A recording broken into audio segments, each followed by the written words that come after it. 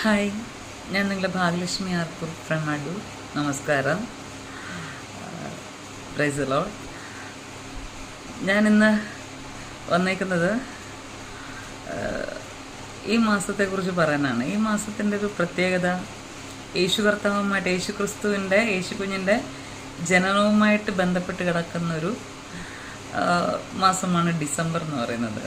ഒത്തിരി സന്തോഷമുള്ളൊരു മാസമാണ് എല്ലാവർക്കും, ലോകജാതികൾക്കെല്ലാം, എല്ലാവർക്കും, ക്രിസ്ത്യാനികൾ എന്ന് പറയുന്ന ആൾക്ക് മാത്രമല്ല എല്ലാവർക്കും സന്തോഷം തരുന്ന, എല്ലാ ജാതിമത ഭേദമന്യേ പുൽക്കൂടൊക്കെ കെട്ടി സ്റ്റാറൊക്കെ ഇട്ട് ഇലുമിനേഷൻ ഇതൊക്കെ ഇട്ട് ചെയ്തു എല്ലാ രീതിയിലും നല്ല സന്തോഷത്തോടുകൂടി കൊയറൊക്കെ വന്ന് പാടി ഒക്കെ അതിൻ്റെയൊക്കെ ഒരു സന്തോഷത്തിൻ്റെ ഒരു ആഘോഷം. നല്ല ഫുഡായാലും ഇറച്ചിയും ഒക്കെ ഒരു ഭയങ്കര ഇതായിട്ടുള്ളൊരു മേൽക്കോയ്മയിൽ നിന്നിരിക്കണ ഒരു സന്തോഷകരമായ ഒരു സമയം തന്നെയാണ് ക്രിസ്മസ് എന്ന് പറയുന്നത്. ദീപാവലിയൊക്കെ പോലെ തന്നെ വെളിച്ചത്തിൻ്റെ ഒരു സന്ദേശവും കൂടിയാണ് ഈ ക്രിസ്മസ് എന്ന് പറയുന്നത്. കാരണം യേശു സ്നേഹം മാത്രമല്ല, വെളിച്ചം കൂടിയാണ് എന്ന് പറയുന്നുണ്ട്. കാരണം അദ്ദേഹം വെളിച്ചമാണ്, അദ്ദേഹം സത്യമാണ്, അദ്ദേഹം ശരിയാണ്, 100% ശരിയുള്ള ഒരു ആളാണ്, ദൈവമാണ്, തെറ്റ് കാണാനില്ല, പാപമില്ലാത്തവനാണ്. ഞാനിങ്ങനെ ഒരു ഇൻട്രഡക്ഷൻ പറഞ്ഞു വന്നപ്പോൾ ഒരു ആവശ്യത്തിന് പുറത്ത് ഇങ്ങനെയൊക്കെ പറഞ്ഞു പോയെന്നേ ഉള്ളൂ. ഞാൻ പറയാൻ വന്നത് വേറൊന്നുമല്ല. ഈ മാസം നമുക്ക് എല്ലാവർക്കും സന്തോഷം തരുന്ന മാസമാണെന്ന് ഞാൻ പറഞ്ഞു. പക്ഷെ എവിടെയൊക്കെ ഒരു പോരായ്മകൾ തോന്നുന്നുണ്ട്. ചിലർക്കെങ്കിലും അത് തോന്നുമെന്ന് ഞാൻ വിശ്വസിക്കുകയാണ്. യേശു എന്ന് പറയുന്നത് ഒരു സുവിശേഷമാണ്, ഗുഡ് ന്യൂസാണ്. യഥാർത്ഥത്തിൽ സുവിശേഷം എന്ന് പറയുന്നത്, അല്ലെങ്കിൽ ഗുഡ് ന്യൂസ് എന്ന് പറയുന്നത് യേശു കർത്താവാണ്. അപ്പം നമ്മൾ പറയും തിരുവചനം എടുത്തിട്ട് അതാണ് സുവിശേഷം, അത് പിന്നെ യേശു ജനിച്ചതെന്ന് പറയുന്നതാണ് സുവിശേഷം. യേശു തന്നെയാണ് സുവിശേഷം. യേശു കർത്താവ് ഈ ലോകത്തിൽ നമുക്ക് വേണ്ടി വന്നു എന്നുള്ളത്, അത് യേശു കർത്താവ് തന്നെയാണ് ആ ഗുഡ് ന്യൂസ് എന്ന് പറയുന്നത്. ആ ബേബി ജീസസ് എന്ന് പറയുന്നതാണ് നമ്മുടെ സന്തോഷം എന്ന് പറയുന്നത്. നല്ല വർത്തമാനം. നമുക്ക് വേണ്ടി ഒരുവൻ ജനിച്ചു, ദൈവത്താൽ അയക്കപ്പെട്ട ഒരുവൻ ജനിച്ചു എന്നുള്ളതാണ് അതിൻ്റെ സന്ദേശം. മാലാഖമാരൊക്കെ പാടി വാഴ്ത്തി. കാരണം കഴിഞ്ഞ ദിവസം ഒരു മെസ്സേജ് കേൾക്കാനിടയിൽ തീർന്നു. യേശു കർത്താവ് ജനിച്ചപ്പോൾ, സാധാരണ കുഞ്ഞുങ്ങളൊക്കെ വീട്ടിൽ ജനിക്കുമ്പോൾ അവരെ ലാളിക്കാനും അവർക്ക് വേണ്ടി വെൽക്കം സോങ് പാടാനും ഒക്കെ എല്ലാത്തിനും ആൾക്കാരുണ്ട്. പക്ഷെ യേശു കർത്താവ് ജനിച്ചപ്പോൾ ആരും ഇല്ലായിരുന്നു, ലോകപരമായിട്ടുള്ള ആരും ഇല്ലായിരുന്നു. മേരിയെ നോക്കാനോ ജോസഫിൻ്റെ സഹായത്തിനോ ഒന്നും ആരും ഇല്ലായിരുന്നു. നമ്മൾ കേൾക്കുന്നത് പോലെ എന്താ പറയുക, കന്നുകാലികളൊക്കെ അല്ലെങ്കിൽ പശുത്തൊഴുത്തിൽ ജനിച്ചു, അല്ലെങ്കിൽ മറിയ യേശു കർത്താവിന് ജന്മം കൊടുത്തു എന്നൊക്കെ കേൾക്കുന്നു. അതിനരികിൽ നിന്നും എന്തൊക്കെയോ കുറേ വേർഷൻസൊക്കെ ഞാൻ കേട്ടിട്ടുണ്ട്. നമുക്ക് ബൈബിളിൻ്റെ അതിൻ്റെ പുൽക്കൂട്ടിൽ, ബൈബിളിൽ അങ്ങനെ ഉണ്ടോ വാക്യമുണ്ടോ എന്ന് എനിക്കറിയില്ല, പുൽക്കൂട്ടിൽ ആണ് ജനിച്ചത്. അപ്പോൾ ആ കുഞ്ഞ് ജനിച്ചിട്ട് ഇപ്പോൾ 2000 വർഷങ്ങൾക്ക് മേളിലായി.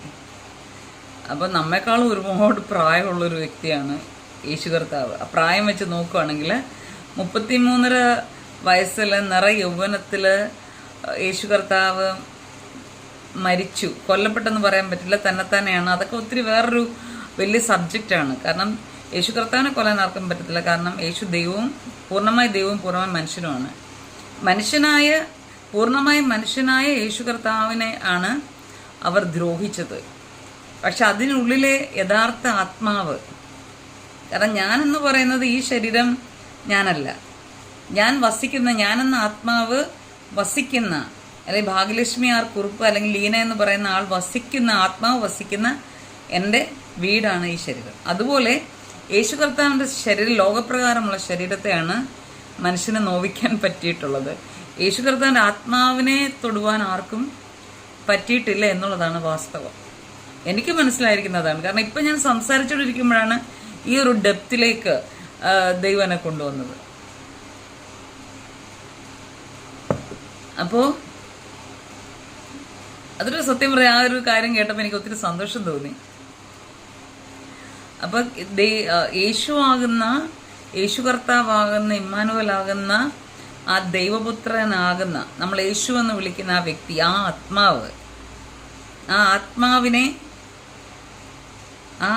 ആത്മാവ് തന്നെ തൻ്റെ പിതാവായ ദൈവത്തിൻ്റെ കയ്യിൽ സ്വയം ഏൽപ്പിച്ചു കൊടുക്കുകയാണ് ചെയ്തത്. അല്ലാതെ കുത്തി അവിടെ എല്ലാം കിഴിച്ചു വെച്ച് ഇടിച്ചു തുപ്പി വലിച്ചു കീറി അതുകൊണ്ട് മരിച്ചതല്ല യേശു കർത്താവ്. യേശു കർത്താവ് പിന്നെയാണല്ലോ നമ്മൾ പറയുന്നത്. യേശു സാധാരണ ഒരു മനുഷ്യനെ പോലെ ജീവിച്ച യേശു, എന്നാൽ അദ്ദേഹം പൂർണ്ണമായും ദൈവവും പൂർണ്ണമായും മനുഷ്യനുമായിരുന്നു. അപ്പം ദൈവത്തിന്, ഞാൻ പറഞ്ഞതുപോലെ ഒന്നും കൂടെ മനസ്സിലാക്കുക, ആ മനുഷ്യനായ ആ ശരീരത്തെ, മനുഷ്യൻ്റെ ശരീരത്തെ, യേശു എന്ന ആത്മാവ് വസിച്ച മനുഷ്യ ശരീരത്തെയാണ് അവർ നോവിച്ചത്. അവിടെയാണ് നിലവിളി ഉണ്ടായത്. അപ്പോൾ എന്താ, ആ ആത്മാവ് നിലവിളിക്കുകയാണ്, ഞാനിരിക്കുന്ന വീടിനെ നശിപ്പിക്കുന്നല്ലോ എന്നുള്ള നിലവിളി. ഒടുവിൽ പ്രാണൻ പിതാവിൻ്റെ കരങ്ങളിൽ ഏൽപ്പിച്ചു കൊടുത്തു, തല ചായ്ച്ചു. അത് കഴിഞ്ഞ് അടക്കപ്പെട്ടു, ഭൂമിയുടെ അകത്ത് ഉൾഭാഗത്തിരുന്നു, കല്ലറയ്ക്കുള്ളിൽ. 3-ാം ദിനത്തിൽ പരിശുദ്ധാത്മാവിൻ്റെ അത്യന്തശക്തിയാൽ റിസറക്റ്റ് ചെയ്ത് ഉയർത്തെഴുന്നേറ്റു. പിന്നെ എന്താ ചെയ്ത്, കുറച്ച് ദിവസം അവിടെയൊക്കെ ജീവിച്ചിട്ട് ശിഷ്യന്മാരെ കണ്ട് കാര്യമൊക്കെ പറഞ്ഞ് കുശലമൊക്കെ പറഞ്ഞിട്ട് അദ്ദേഹം ഇങ്ങോട്ട് പോയി, പിതാവിൻ്റെ അടുത്തേക്ക് പോയി, ഉയർത്തെഴുന്നേറ്റ് പോയി. അപ്പോൾ ഞാനിത് പറഞ്ഞു വരുന്നത് ഇതൊന്നുമല്ല, ഇത് ക്രിസ്മസ് ആണ്. ഇപ്പോൾ കുറച്ച് ദിവസം കൂടെ ഉള്ള, ഡേറ്റ് എത്രയാണെന്ന് എനിക്കറിയില്ല, ഓർക്കുന്നില്ല. അപ്പോൾ ഈ ക്രിസ്മസിൽ നമ്മൾ ചിന്തിക്കേണ്ട ഒരു കാര്യമുണ്ട്. ഇത്ര നാൾ നമ്മൾ ചിന്തിച്ചു വന്ന, കാരണം പണ്ട് മനുഷ്യരെന്ന് പറയുന്ന മനുഷ്യൻ എങ്ങനെ ഉണ്ടായത്, കുരങ്ങിൽ നിന്നുണ്ടായി, ഓരോ ഭാവങ്ങൾ മാറി മെച്ചപ്പെട്ട് മനുഷ്യനാണ്. അത് തെറ്റാണ്. ഭൂമി ഉണ്ടായെന്ന് പറയുന്നുണ്ട്, ഇത് ആ ഒരു എക്സ്പ്ലോഷനിൽ കൂടെയാണ് ഭൂമി. അതൊക്കെ വേറെ വിഡിത്തമാണ്. 2 ശക്തി വന്ന് ഇടിച്ചോണ്ട് ഇത്രയും ഭൂമി ഇങ്ങനെയുള്ള കാര്യങ്ങളെല്ലാം ഉണ്ടാവും? ഒരിക്കലും ഇല്ല. ദൈവത്തിൽ വിശ്വസിക്കുന്നാലും ഇതൊന്നും വിശ്വസിക്കില്ല. അപ്പോൾ അതുപോലെ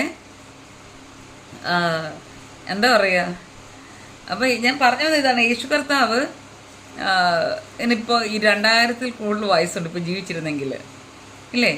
അപ്പോൾ യേശു കർത്താവ് ജനിച്ച് മരിച്ചതിനൊക്കെ ശേഷമാണ് BC AC AD എന്നൊക്കെ ഉള്ളൊരു തിരുവൊക്കെ വന്നതും കലണ്ടർ വന്നതൊക്കെ അതിന് ശേഷമാണ്. ഒരു ചരിത്ര പുരുഷനാണ്, ജീവിച്ചിരുന്ന ചരിത്ര പുരുഷനാണ് യേശു കർത്താവ്. അല്ലാതെ മിത്തോ അല്ലെങ്കിൽ കഥകളോ ഒന്നുമല്ല, മായാവി കഥ പോലൊരു കഥയൊന്നുമല്ല. യഥാർത്ഥമായിട്ട് ഈ ലോകത്ത് ജീവിച്ചിരുന്ന ഒരു വ്യക്തി തന്നെയാണ് യേശു കർത്താവ്.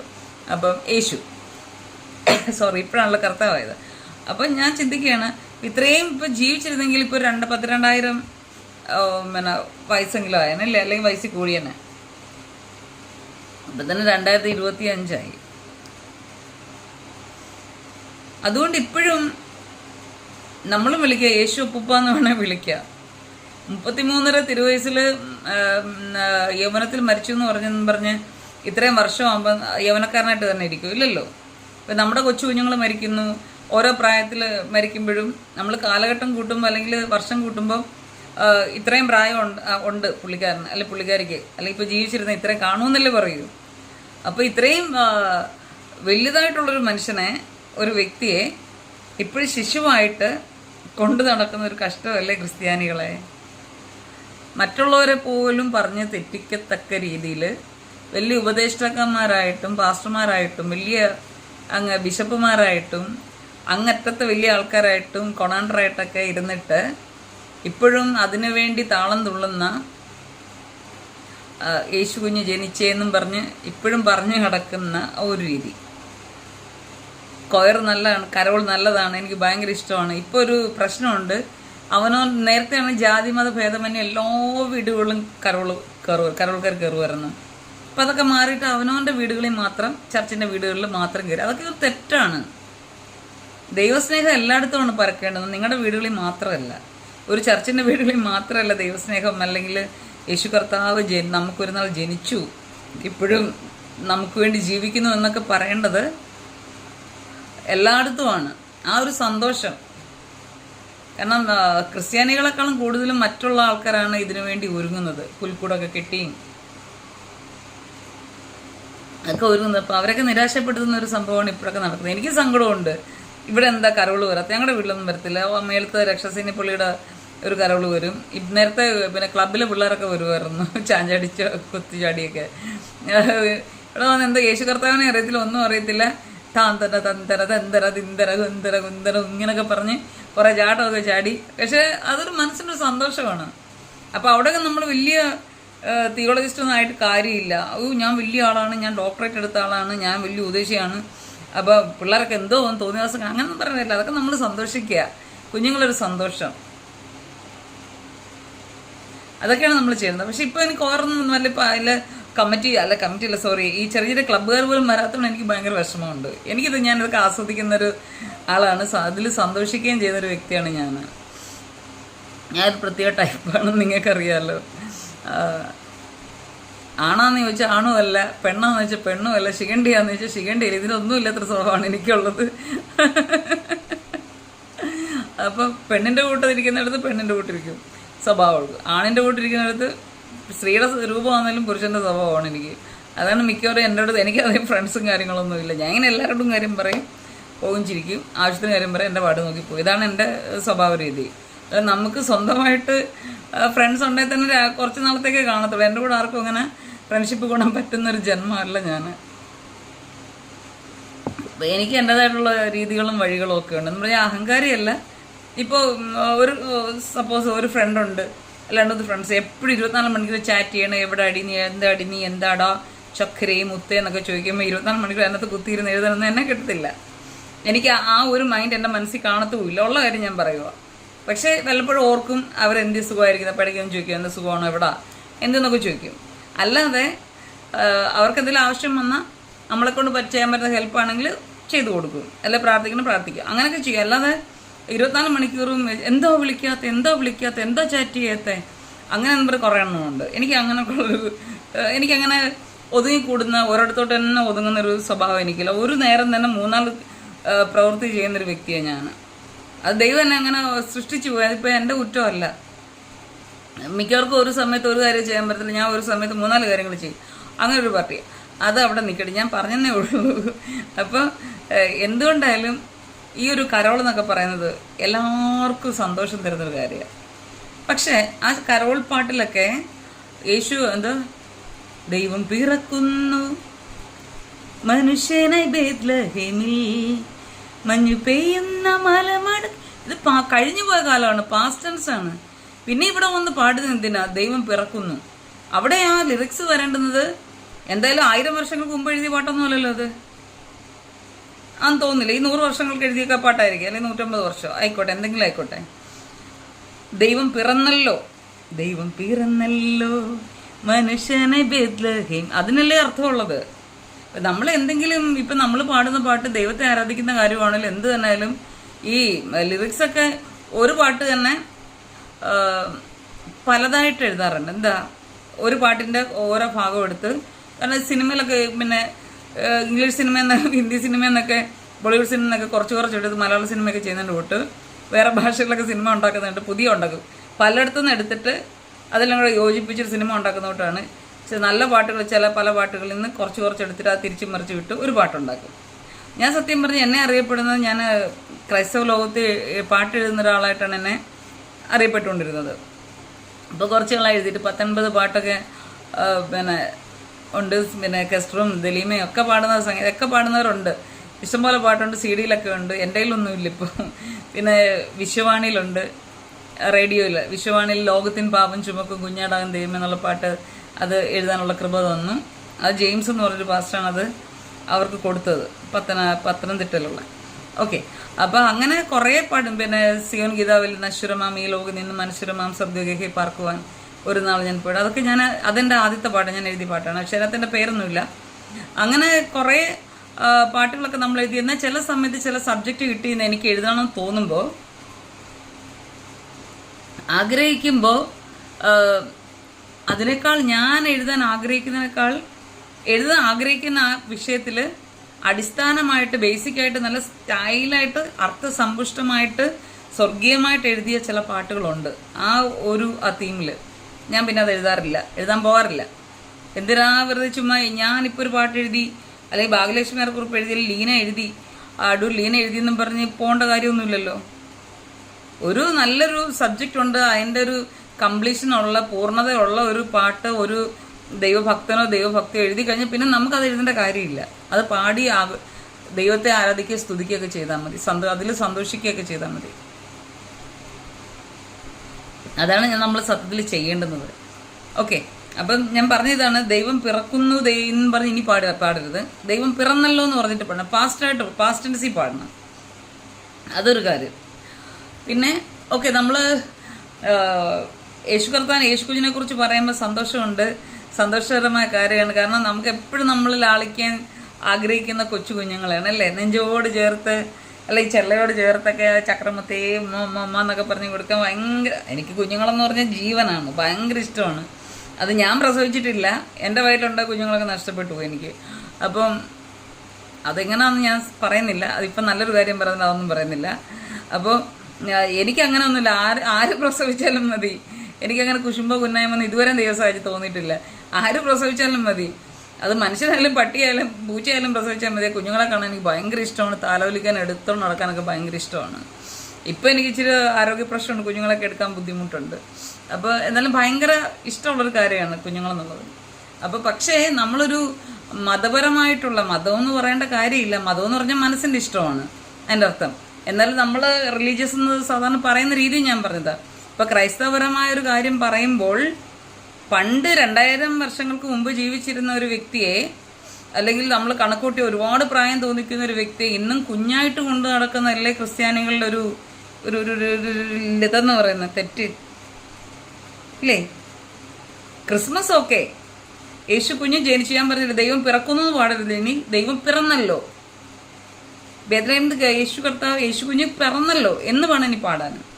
ഒരു കഥ പോലെയാണ് നമ്മൾ ആ സംഭവം പറയേണ്ടുന്നത്, പാസ്റ്റ് ടെൻസിലാണ് പറയേണ്ടുന്നത്. കഴിഞ്ഞു പോയ കാലമാണ്, ഭൂതകാലമാണ്. അപ്പോൾ ഭൂതകാലത്തിൽ, ഈ വർത്തമാനകാലത്തിൽ പറയുമ്പോൾ ഭൂതകാലത്തിൻ്റെ ഒരു കാര്യം ആ രീതി വേണം നമ്മൾ ലിറിക്സ് എഴുതാൻ. അപ്പോൾ നമ്മളിനി ഉണ്ടാക്കുന്ന, ഇനിയിപ്പോൾ എഴുത്തുകാരായാലും ഞാൻ ആരെയും പഠിപ്പിക്കുകയൊന്നുമല്ല, അതിനുള്ള ഇതൊന്നും എനിക്കില്ല. എനിക്ക് തോന്നിയ കാര്യങ്ങൾ ഞാൻ സംസാരിക്കുന്നതേ ഉള്ളൂ. ദയവായി സ്നേഹത്തോടെ കേൾക്കുക, സ്നേഹത്തോടെ ഏറ്റെടുക്കുക.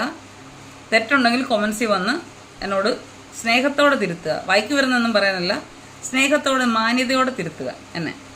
അപ്പോൾ അങ്ങനെ എഴുതുക. അതുപോലെ തന്നെ നമ്മുടെ ഇന്നത്തെ സുവിശേഷ വേലയുടെ കാര്യങ്ങൾ വരുമ്പോൾ ഇന്നും യേശു കുഞ്ഞ് ഇതുവരെയും ഒരു ക്രിസ്ത്യാനി എന്ന് പറഞ്ഞ് ബാക്കിയുള്ള കാര്യം പോട്ടെ, ക്രിസ്ത്യാനി എന്ന് പറഞ്ഞ് നടക്കുന്ന ഒരു വ്യക്തിയുടെ ഹൃദയത്തിൽ വളർന്നിട്ടില്ല, ഇന്നും വളർന്നിട്ടില്ല. അത് പറയുന്നതിൽ എനിക്ക് സങ്കടമുണ്ട്, ദേഷ്യമുണ്ട്.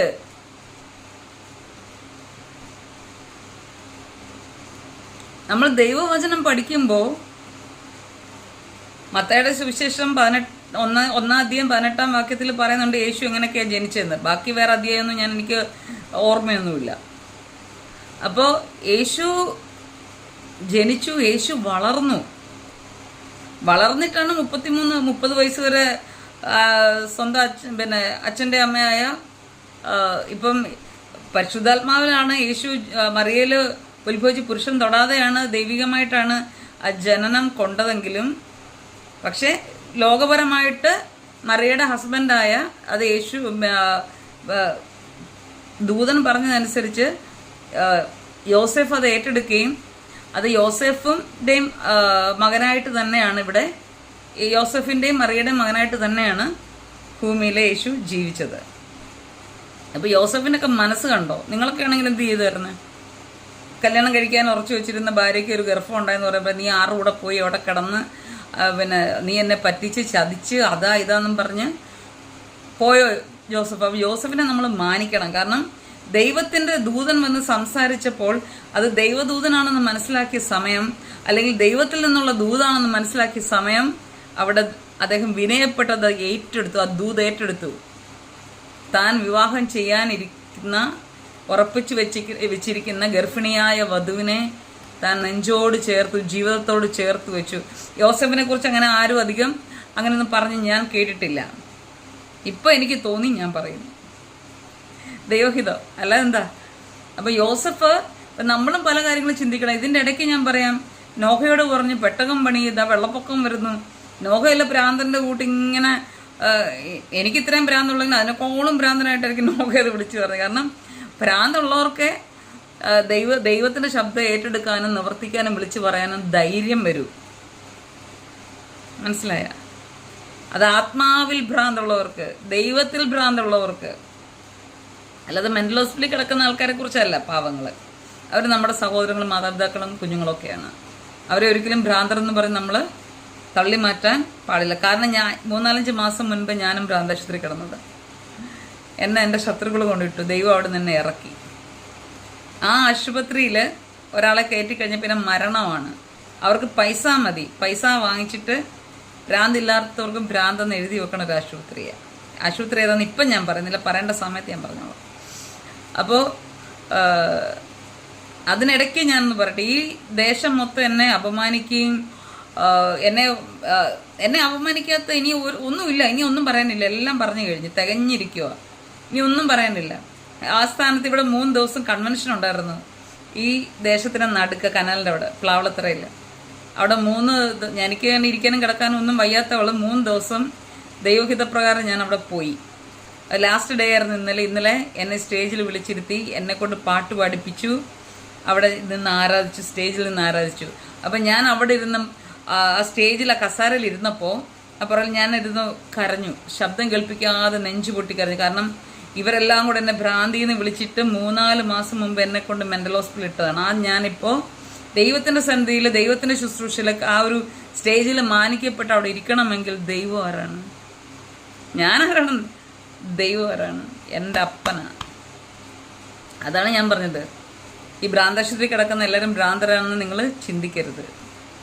ചിലർ പാവങ്ങൾ ചതിക്കപ്പെട്ട് ഓരോരുത്തർക്ക് സ്വത്തെടുക്കാൻ, മറ്റുള്ള കാര്യങ്ങൾക്ക് ചിലത് നേടാൻ, അവരുടെ ജീവിതത്തിൽ നിന്ന്, അവരുടെ കുടുംബത്തിൽ നിന്ന്, അവരുടെ ദേശത്ത് നിന്ന് അവരെ തുടച്ചു മാറ്റിയാണ് അവരെ കൊണ്ട് ഭ്രാന്തരെന്ന് മുദ്ര കുത്തി ഭ്രാന്താശുപത്രിയിൽ ഇടുകയും അവിടെ ഭ്രാന്തില്ലാത്തവരെ ഇഞ്ചക്ട് ചെയ്ത് മരുന്ന് കൊടുത്ത് അവരെ ഭ്രാന്തരാക്കി, ടോട്ടലി പൂർണ്ണമായി ഭ്രാന്തരാക്കി മാറ്റുന്നത്. ഇത് അനുഭവസ്ഥയാണ്. എന്നെ അവർ കണ്ടിട്ടില്ല, അറിഞ്ഞിട്ടില്ല, ഒന്നും ചെയ്തിട്ടില്ല. പക്ഷേ ഞാൻ നോർമലായിട്ട് എന്നെ കൊണ്ടുവന്നു. നോർമലായിട്ട് കാര്യം പറഞ്ഞ് ചെന്നു. പക്ഷേ അവരാദ്യം എനിക്കൊരു ഇഞ്ചക്ഷൻ തരികയാണ് ചെയ്തത്. അപ്പോൾ ആദ്യം ഞാൻ സമ്മതിച്ചില്ല. അപ്പം പിന്നെ ഞാൻ പറഞ്ഞു, ദൈവം എന്നോട് പറഞ്ഞു കുഴപ്പമില്ലാന്ന് പറഞ്ഞു. അപ്പം ഞാൻ വിശ്വസിച്ചു. എൻ്റെ ദൈവം ജീവനുള്ള ദൈവമാണ്, സ്വർഗത്തിലെ പിതാവാണ്. ഏത് മരുന്ന് തന്നാലും, ഏത് ഇഞ്ചക്ഷൻ തന്നാലും എന്നെ ഭ്രാന്തിയാക്കാൻ പറ്റത്തില്ല. അത് വേറൊരു സബ്ജക്റ്റാണ്. ഞാൻ ഇത് പറഞ്ഞപ്പോൾ ഞാൻ പറഞ്ഞു ഇത് ആത്മീയ ഭ്രാന്ത്. 7th സ്റ്റാൻഡേർഡ് മുതൽ, അതായത് 7ാം ക്ലാസ്സിൽ ഞാൻ പഠിക്കും. ട്രിവാൻഡ്രത്ത് പട്ടം സെൻറ് മേരീസിലാണ് ഞാൻ നഴ്സറി മുതൽ പഠിച്ചത്. അപ്പോൾ അവിടുത്തെ 7th സ്റ്റാൻഡേർഡ് മുതൽ ഞാൻ എവിടെ കൺവെൻഷന് പോയാലും, എവിടെ പ്രാർത്ഥനയ്ക്ക് പോയാലും കഴിവതും ഞാൻ പ്രാർത്ഥനാ വിഷയം എഴുതി കൊടുക്കുന്ന കൃപയാൽ എഴുതി കൊടുക്കുന്ന ഇതാണ്: ദൈവത്തിൻ്റെ ശബ്ദം ആണെന്ന് തിരിച്ചറിഞ്ഞാൽ എൻ്റെ ബുദ്ധി മാറ്റി പരിശുദ്ധാത്മാവിൻ്റെ ബുദ്ധിയാൽ, പരിശുദ്ധാത്മാവിലുള്ളൊരു മുഴുഭ്രാന്തിയായിട്ട് എനിക്ക് മാറുന്നു. അങ്ങനെയാണ് ഞാൻ വിഷയങ്ങൾ എഴുതി കൊടുത്തുകൊണ്ടിരുന്നത്. ഞാൻ ആഗ്രഹിച്ചത് അത് ദൈവമായിട്ട് ചെയ്തൊരു കാര്യമാണ്. എനിക്ക് പരിശുദ്ധാത്മാവിൽ മുഴുഭ്രാന്തിയായിട്ട് മാറണം.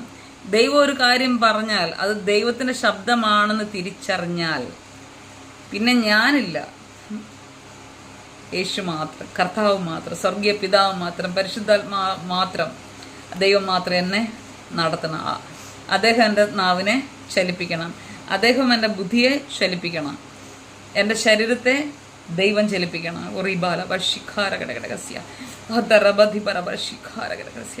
അങ്ങനെയാണ് ഞാൻ പ്രാർത്ഥിച്ചുകൊണ്ടിരുന്നത്. അത് ദൈവത്തിൻ്റെ, അതുകൊണ്ടാണ് ഇന്നും എന്നെ മനുഷ്യർ പല രീതിയിൽ തീർക്കാൻ നോക്കിയിട്ടും എൻ്റെ ഒരു മുടിയുടെ ഒരു മുടിയെ പോലെ, അല്ലെങ്കിൽ എൻ്റെ ശരീരത്തിന് ഒരു രോമത്തെ പോലും തൊടുവാൻ മനുഷ്യർക്ക് പറ്റാതിരിക്കുന്നത്. യേശു കർത്താവിനെ ഓരോരുത്തർ, പിന്നെ യേശുവിൻ്റെ ശരീരത്തെ ഒരുപാട് പേര് നിന്ദിക്കുകയും പരിഹസിക്കുകയും വലിച്ചു കീറുകയും കുത്തി കീറുകയും മാംസം വലിച്ചു കീറുകയും ഒക്കെ ചെയ്തു, താടിയൊക്കെ വലിച്ചു കീറുകയും ഒക്കെ ചെയ്തു. പക്ഷേ ആത്മാവെന്ന യേശു ആ സമയത്തും പിതാവായ ദൈവത്തോട് ചേർന്ന് ദൈവത്തിൽ സന്തോഷമുള്ളവനായി അതെല്ലാം സ്വീകരിക്കേണ്ടതായി തീർന്നു. അതുപോലെ എൻ്റെ ശരീരത്തെ ദ്രോഹിച്ചു, മനസ്സിനെ ദ്രോഹിച്ചു, എൻ്റെ ജീവിതത്തെ ദ്രോഹിച്ചു, ജീവിതത്തെ തകർത്തു, കുടുംബജീവിതത്തെ തകർത്ത് വാരി എന്നെ ഇല്ലാതാക്കുമ്പോഴും ക്രിസ്തുവിലുള്ള ജയം, എന്നിൽ വസിക്കുന്ന എൻ്റെ യേശു കർത്താവ്, ആത്മാവാകുന്ന യേശു, എൻ്റെ മനുഷ്യാത്മാവും ദൈവത്തിൻ്റെ ആത്മാവും കൂടെ ഒന്നു ചേരുമ്പോഴുള്ള ആ സന്തോഷം, അതാണ് നിങ്ങളിപ്പോൾ എൻ്റെ മുഖത്ത് കാണുന്നത്. അല്ലാതെ എനിക്ക് ജയിക്കാനും എനിക്ക് വർണ്ണിക്കാനും എനിക്ക് എന്താ പറയുക, ഞാൻ വലിയ ആളാന്ന് കാണിക്കാൻ എനിക്ക് മറ്റൊന്നും ഈ ലോകത്തില്ല. അതാണ് എൻ്റെ സത്യം എന്ന് പറയുന്നത്.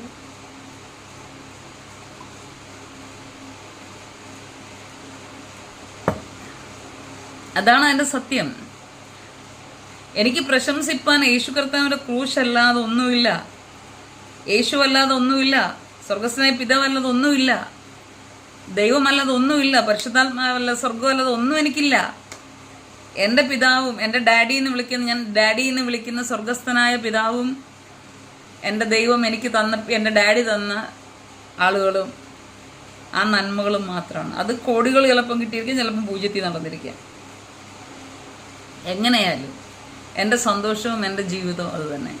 അപ്പം നിങ്ങൾ ചിന്തിക്കും, ഓ അവൾ വലിയ ആളായിട്ട് പിന്നെ കുറ്റമൊന്നുമില്ല. ഇല്ല, എൻ്റെ ജീവിതത്തിൽ എല്ലാ മനുഷ്യരോട് കുറ്റവും തെറ്റുകളെല്ലാം ഉണ്ട്, ചിന്തകളും എല്ലാം ഉണ്ട്. ഓരോ നിമിഷം ദൈവത്തോട് കൺഫസ് ചെയ്ത് പശ്ചാത്തപിച്ചാണ് മുന്നോട്ട് പോകുന്നത്, കഴുകൽ പ്രാപിച്ചാണ് മുന്നോട്ട് പോകുന്നത്. യേശു കർത്താവിൻ്റെ രക്തത്തിൽ കഴുകൽ പ്രാപിച്ചാണ്, യേശുവിൻ്റെ രക്തത്തിൽ കഴുകൽ പ്രാപിച്ചാണ് മുന്നോട്ട് പോകുന്നത്. പരിശുദ്ധാൽ സ്വർഗീയജ്ഞയാൽ ശുദ്ധീകരിക്കപ്പെട്ടാണ് മുന്നോട്ട് പോകുന്നത്. അതുകൊണ്ടല്ലേ ഇന്നും ജീവിച്ചിരിക്കുന്നത്.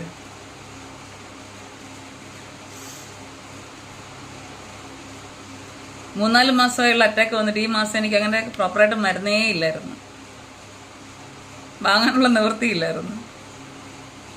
നിങ്ങളുടെ മുമ്പിൽ എന്നിട്ടും ജീവനോടെ കർത്താവിലുള്ള സന്തോഷത്തോടെ പരിശുദ്ധാത്മാവിൽ നിറഞ്ഞിരിപ്പാൻ തക്കവണ്ണം ദൈവം എന്നെ സഹായിക്കുന്നതിന് സ്തോത്രം.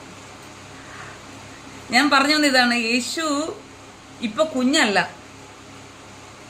നമ്മുടെയും ബർത്ത്ഡേസ് ഓരോരുത്തർ നമ്മൾ ആഘോഷിക്കാറുണ്ട്. നമ്മുടെ കുഞ്ഞുങ്ങളുടെ 1 വയസ്സിലുള്ള പോലെ അന്ന് 15ാമത്തെ വയസ്സിൽ അല്ലല്ലോ, അത് കഴിഞ്ഞിട്ട് അന്ന് 35ാമത്തെ വയസ്സിൽ, അത് കഴിഞ്ഞിട്ട് 50ാമത്തെ വയസ്സിൽ നമ്മൾ ബർത്ത്ഡേ ആഘോഷിക്കും. പക്ഷെ ആള് വളർന്നിട്ടുണ്ട്. ഈ ബർത്ത്ഡേ കുട്ടി വളർന്നുപോയി. അപ്പം ബർത്ത്ഡേ കുട്ടി വളർന്നുപോയി 30 വയസ്സ് വരെ സാധാ മനുഷ്യനെ പോലെ അച്ഛൻ്റെ അമ്മയുടെയും കൂടെ ജീവിച്ചു. അത് കഴിഞ്ഞ് 3.5 വർഷത്തോളം ആണ് സുവിശേഷം പ്രസംഗിച്ചത്. അപ്പോൾ യേശു ദൈവമാണെന്ന് അംഗീകരിക്കുന്ന ഓരോ വ്യക്തികളും, ഇപ്പം മറ്റു ജാതികളിൽ ഒരുപാട് പേര് യേശുവിനെ ദൈവമായിട്ട് അംഗീകരിക്കുന്നവരുണ്ട്, പരസ്യമായ രഹസ്യമായ ഉണ്ട്. ഓക്കെ, അവരൊക്കെ അവിടെ നിൽക്കട്ടെ, കുഴപ്പമില്ല. ക്രിസ്ത്യാനികളെന്ന് പറയുന്ന ആൾക്കാരെയാണ് ഞാൻ ചൂണ്ടുന്നത്. ക്രിസ്ത്യാനികളെന്ന് പറയുന്നവരെ മാത്രമാണ് ഞാനിപ്പോൾ ചൂണ്ടി സംസാരിക്കുന്നത്.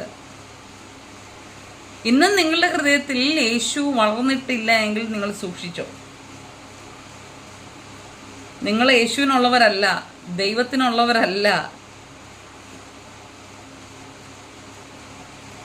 ഈ മെറ്റീരിയലിസ്റ്റിക് ആയിട്ടുള്ള ചില കാര്യങ്ങൾക്ക് വേണ്ടി അതിനെ ബേസ് ചെയ്ത് പിന്നെ സുവിശേഷവേല ചെയ്യുന്നവരുണ്ട്. ഇതെല്ലാം തെറ്റാണ്.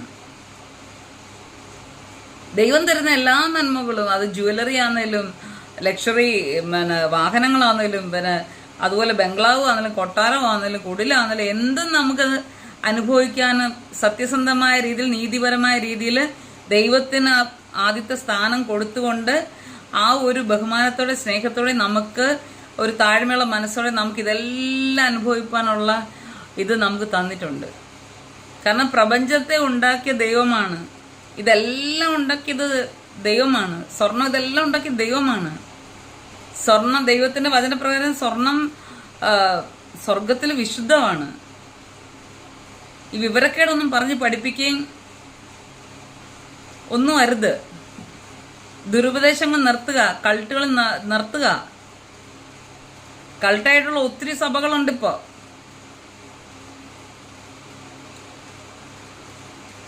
യേശുവിൻ നാമക്കാര്, അപ്പോസ്തല ചർച്ചകൾ, ഇതൊക്കെ കൾട്ടാണെന്ന് നമ്മൾ പറയാറുണ്ട്. കാരണം പിതാവുള്ളവന് പുത്രനും ഉണ്ട്, പുത്രനുള്ളവന് പിതാവും ഉണ്ട്. അവർ പറയുന്ന പുത്രനും പരിശുദ്ധാത്മാവ് മാത്രമേ ഉള്ളൂ. ദൈവത്തിന്റെ വചനത്തെ കൂട്ടിക്കളയുന്ന, ദൈവത്തിന്റെ വചനത്തെ കൂട്ടിക്കളഞ്ഞാനുള്ള ശിക്ഷകൾ ബാക്കിയുണ്ട്.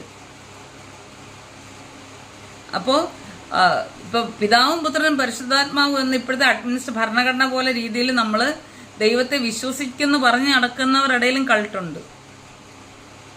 അതറിയോ?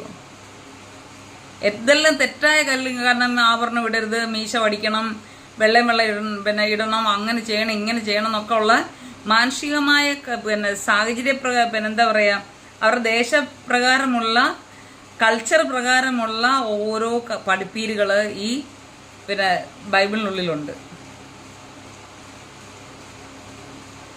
സ്ത്രീകൾ മുടി ഇത് തലയിൽ കൂടെ തുണി ഇട്ടില്ലെങ്കിൽ ദൂതൻ അത് ചെയ്ത് എന്നൊക്കെ പറഞ്ഞ് നമ്മൾ മനസ്സിലാക്കണം. ഈവൻ നമ്മൾ ടോയ്ലറ്റിലിരിക്കുമ്പോഴും ദൂതം കാണുന്നുണ്ട്.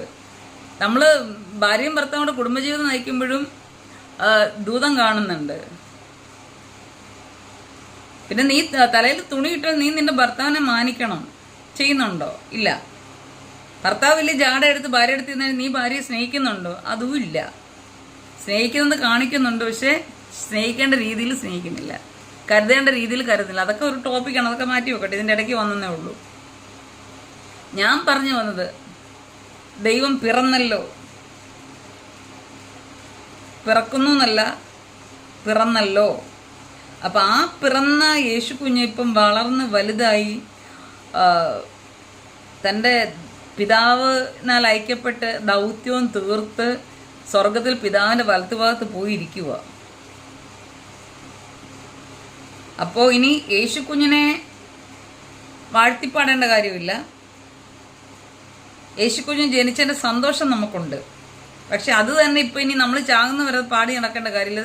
കുഞ്ഞ് ജനിച്ചു, നമ്മൾക്ക് വേണ്ടി വളർന്നു, ഇപ്പോൾ വക്കീലായിട്ട് അഡ്വക്കേറ്റായിട്ട് പിതാവിൻ്റെ അടുത്ത് ഇരിപ്പുണ്ട്. അവള് തെറ്റിയതേയും അപ്പ ക്ഷമിക്കണേ, ഇപ്രാവശ്യം പൊറുക്കണേ എന്നൊക്കെ പറഞ്ഞ് നമുക്ക് വേണ്ടി വാദിച്ചുകൊണ്ട് സ്വർഗീയ കോടതിയിൽ അപ്പൻ്റെ അടുത്ത് ഇരിപ്പുണ്ട്.